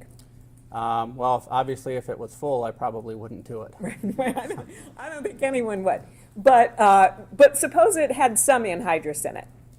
I would first probably vent the tank to make sure that there is no buildup of fumes inside. Possibly, depending on how quickly it needed to be done, but to be safe, I would probably purge the tank. That could be done with air or inert gas or even water. I'm going to stop you right there. You said vent the tank. How would you do that? Providing a hole, so in the case of an anhydrous tank, I would probably take the valves out and provide an airway. And does that go out into the air, so you want to like dissipate that, what's inside? Mainly so that it's not a contained vessel. So So it's not a contained vessel, so it's not, for example, like in a garage or something like that? You would No, want so to do that- it outside? Meaning that it's not contained, meaning it's not pressurized. Not pressurized? Correct. How long would it take to vent it? Relatively quickly. What's relatively quickly? If there was pressure inside, it would leak out immediately. If you were trying to vent odor or something like that, it would take quite a while longer. I don't know that you'd ever get the smell completely out of it. So when people say things like quite a while longer, I always like to try to get some idea because it means something different to everybody. So what does that mean to you? A long time, and being the fact that I don't have exact experience in venting a tank to where it does not have any odor anymore, I couldn't give you an exact time. So when you say a long time, are you talking like days, weeks, months? I can say that the tank in this case, even after it was open, still had an ammonia odor in it whenever I entered it. And So- that was quite a while. And so was it a strong odor? Yes, it's fairly strong. Now, you said you were telling us other things that you would do, and then I stopped you so I could understand the venting. So what was something else that you had said? Potentially purging it, and you could purge it with air, or you could purge it with an inert gas, or even, some people that repair tanks will purge with water so that there's no vapor inside. And then anything else, any other precautions you would take? Obviously have a face shield. As a precaution, I would make sure I have my PPE on, probably to make sure that there is a fire extinguisher nearby, especially if I was doing it by myself in case something did catch fire. Why did you say fire extinguisher? What would be the concern about something catching fire? Well, you're creating sparks, right? Whether you're cutting or welding, those sparks can land in certain things, and if you're unknowing, it could essentially set something on fire, and you would want to put that out. Would you have a concern about the chemical itself with the sparks? I don't know for sure whether anhydrous ammonia is flammable. I do not believe it is, but I do not know that for sure, so I can't say. Anything else that you would do? Obviously, arrange equipment, make sure I had everything I needed to be able to do it, but for precaution-wise, probably not. And then, do you have any experience painting an anhydrous ammonia tank? I do not. So you don't know how long it would take the paint to dry, anything like that? I do not.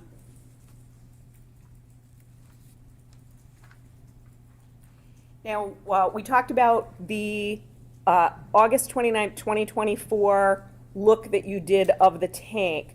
You said that there were contaminants, and I reviewed your analysis, contaminants combined with the weld material during the welding process. Do you know, and that's on page 3 if you need it, do you know what those contaminants were? I do not specifically. I can make an assumption or give you my opinion on what they were. So we don't want any assumptions in a courtroom. So if you don't know the contaminants, that's fine. Yep. Thank you. And so you don't know, again, where they came from. Correct. Thank you. Then you ultimately met with Detective Drewer and Detective Singleton in September. Is that accurate? Correct. And tell us about that. What did you do at that meeting? I had an interview with them, and they wanted to show me a photo of the tank and asked me if I could identify the tank, or I should say a photo of a tank, and asked me if I could identify the tank in the photo. And is that, at that trip, before you met with them, is that when you viewed the interior of the tank? Yes. Okay, so you had viewed the interior of the tank in September, then you met with Detective Drewer and Detective Singleton, and they wanted to show you a photograph and then see if that was consistent with the tank that you had viewed. Is that accurate? Correct. And the photograph that they showed you was actually an enhanced photo, correct? I'm not sure if it was or not. I know it was a photo that was on a device. It was from a body cam. I don't know if it was essentially a still photo or if it was a stop in the footage itself. Do you remember them telling you that it was an enhanced photograph? I don't remember them saying that, but it's possible that they did. Would listening to your interview help refresh your memory? It would. Thank you. Ms. Saylor, would you go to GEE 03 at about 58 seconds?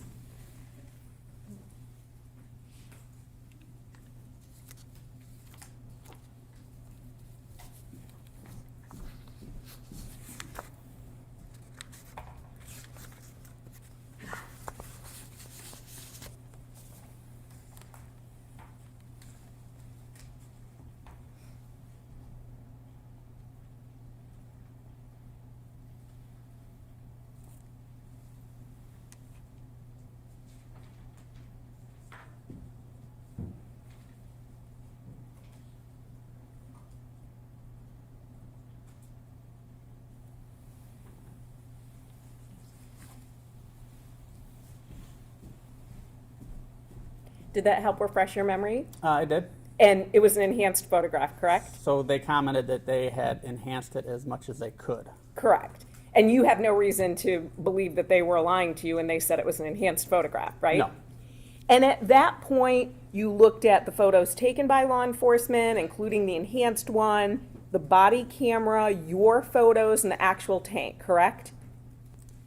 At that point, yes. At that point, and you didn't issue any kind of an opinion that you thought that this was consistent, correct? I believe my opinion during the interview that Yes. you're referring to. Yeah, my opinion was that from what I had in front of me, I couldn't make a determination. You could not make a determination. And that would have been, again, September 24th, 2024, correct? That's correct. Then you went back and viewed the tank a third time. Was that January 5th, 2026? It was. Why did you go back and view it a third time? At that point in time, there was a question of if there was any other weld marks that might have been missed on the tank. I wanted to take a look to see possibly how the end cap might have been supported, if there was any marks, that sort of thing. And so, did you miss a weld mark when you had viewed the tank the prior two times? I wouldn't say I missed a weld mark, but there was a weld mark outside of the repair weld that was on the tank. And had you noted that there was this other weld mark on the tank? I had not.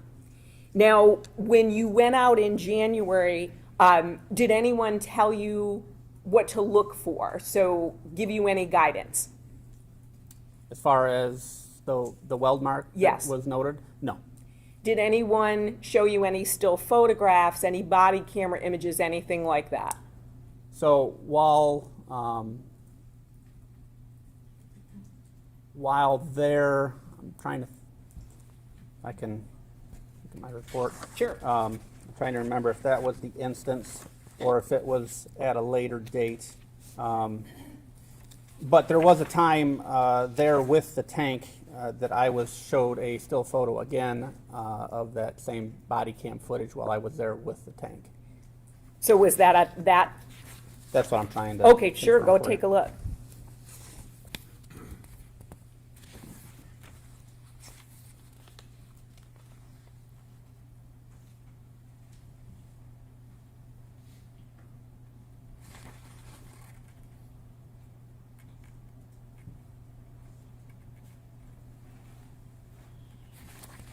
That was not at that time. Okay, when was that time?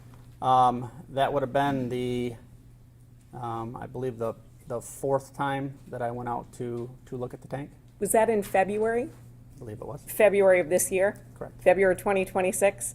Yes. I'm going to get to that in a minute. Before we get to that final view of the tank, and that was the final view of the tank for you? Yes. You had talked about the welding machine that was in a photograph, the Miller. Yes. Do you know how many of those machines are sold? I do not know exactly how many of those machines are sold. Was that a surprise to you to see a welding machine like that, something you'd never seen of before? No. So fairly common welding machine? Yes.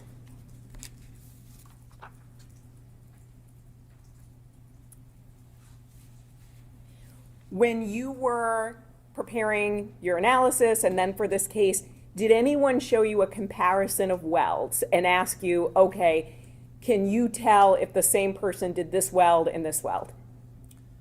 No, but I believe I was asked if you could tell if a specific person did a weld early on. And what was your response to that?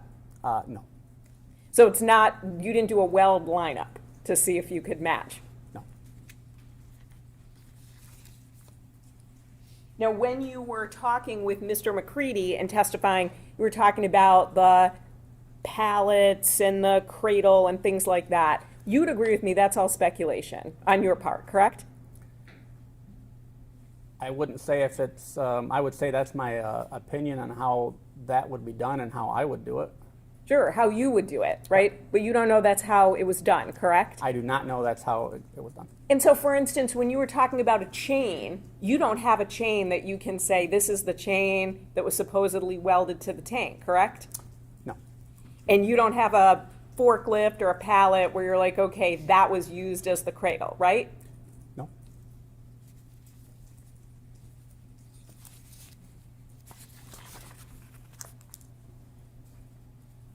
Did anyone talk to you about, or say, could you use a chain? Something like that? I believe I was asked how I would do it and specified that that's how I would do it. Now, getting to the September, or excuse me, the February meeting, so you had viewed the tank in August of 2024. You had then viewed the tank again in January of 2026. In between that, you saw the tank in September of 2024, and that's when you were shown the enhanced photographs, correct? Correct. And so at no point, again, did you reach some sort of an opinion that there was this similarity between the two tanks that we're hearing about today, right? No. That came about at a meeting on February 9th, 2026, right? Correct. Who was in that meeting? When I went to examine the tank, Sure. I believe both Mr. McCready and Detective Brewer were there. So Mr. McCready and Detective Drewer were there. Are you aware the trial had actually started at that point in time? No, ma'am. And only on February 9th, 2026, did you then claim that now you could say there were consistencies between the two, to the point that you were going to be testifying to that in court, correct? That's correct. Thank you. I have no further questions.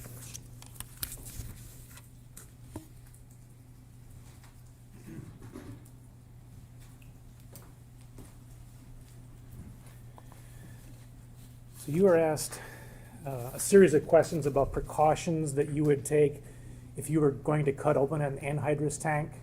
I think you may have had, I don't know, 3, 4, 5, or 6.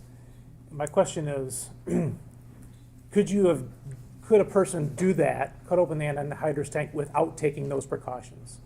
Yes. Okay. Could a person have cut open this particular anhydrous tank without using an abrasive wheel? Yes. Okay.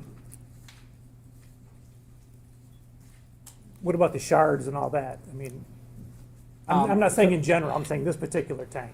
Yeah, no, there's no doubt on how this particular tank was, the dome was removed off of the tank. Okay. It was with an abrasive wheel.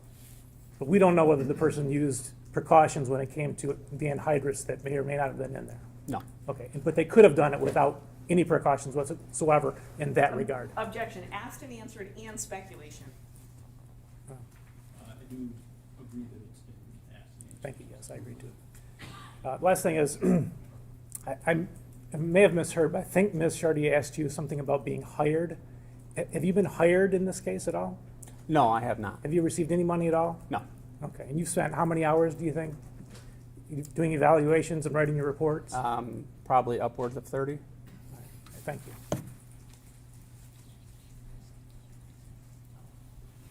When we met, or when you met with Detective Dreer and Singleton, did any of us ever tell you what to say?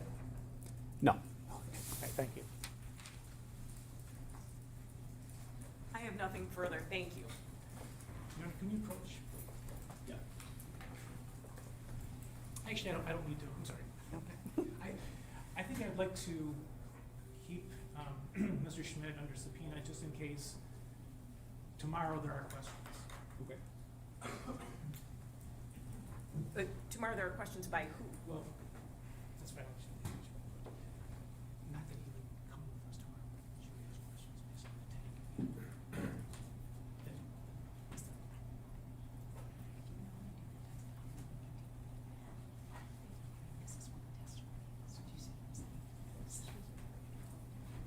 Okay, yeah, I think we're gonna reserve the recall at this point. Okay.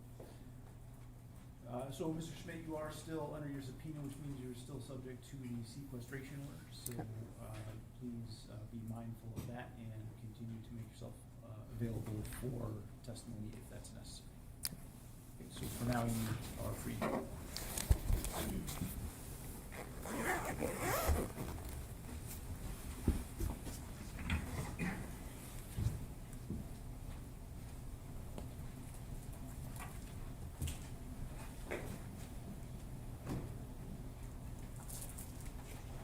All right, and to my understanding, that is our last witness for today. Is that accurate?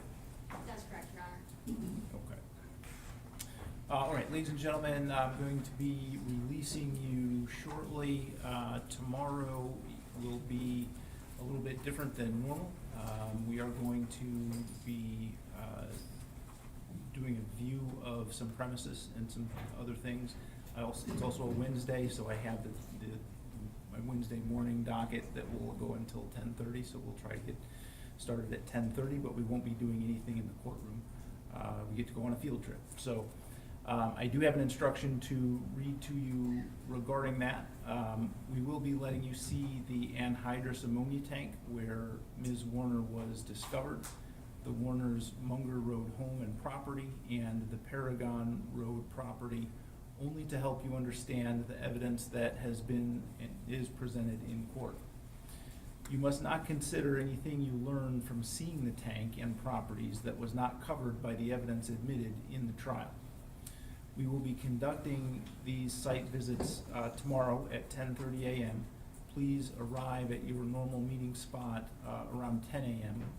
We will provide transportation to the premises and returning to the judicial building, and we will also provide you with a lunch. The properties are likely to be muddy, and it's my understanding we may get some snow tonight, so you may want to wear boots and casual clothing and dress for the weather. We will not be spending any time in the courtroom tomorrow. Neither myself nor the attorneys are permitted to speak with you while you are outside the courtroom, as there will not be any court recorder with us. There will be a Michigan State Trooper leading you through the property, but he cannot answer any questions. You will be permitted to bring your notepads and maps. You may not discuss the case with your fellow jurors or anyone else during the site visit. You may not take any photographs or videos with your personal devices. If you have any questions about the logistics of the premises visit, if you know them now, you can write them down now and pass them to the bailiff. Other than that, during the trial, please do not read, listen to, or watch any news reports about the case. Under the law, the evidence that you consider to decide the case must meet certain standards. For example, witnesses must swear to tell the truth, and the attorneys must have the ability to cross-examine them. Because news reports do not have to meet these standards, they could give you incorrect or misleading information that could unfairly favor one side. So to be fair to both parties, both sides, you must follow this instruction. Okay, we will see you tomorrow morning.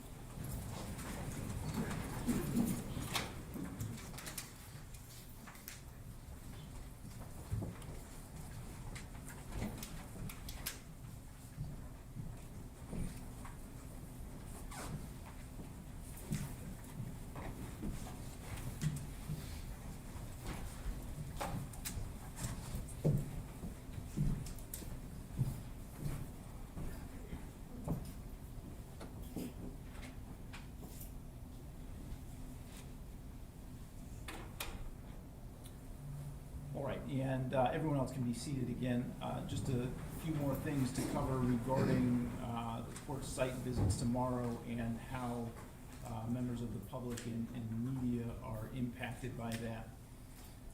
Again, tomorrow, the court, the parties, and the jury will be conducting a site visit to the private properties that are relevant to this matter.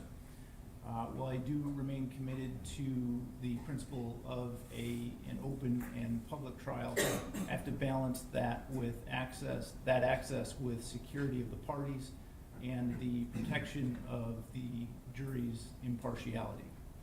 And so to ensure the integrity of the proceedings, the following orders will be in effect for purposes of the site visits. Access to the site will be restricted. Law enforcement will implement road closures and cordons starting tomorrow morning at their discretion. Members of the public and media must remain within the designated public areas. Due to some accidents that have occurred previously in the case regarding juror likenesses appearing in media broadcasts, video and still photography will be prohibited while the jurors are on site or in transit. This is a necessary measure to ensure juror anonymity and prevent outside influence. The media may film or photograph the site from authorized public vantage points before the jury arrives or after the jury has cleared the area. All such activity remains subject to the legal rights of the private property owners. Any attempts to communicate with, signal, or interrupt the jury during the transit and viewing will be treated as an interference with the administration of justice and may result in contempt proceedings or criminal charges. So again, I take this very seriously, and I hope that you will too. I do appreciate everyone's cooperation in allowing the jury to view these sites in a secured and focused environment. Is there anything else we need to address on the record today from the attorneys? No, thank you, Your Honor. No, thank you. Okay. Thank you then. We will see you back tomorrow morning about 10:30.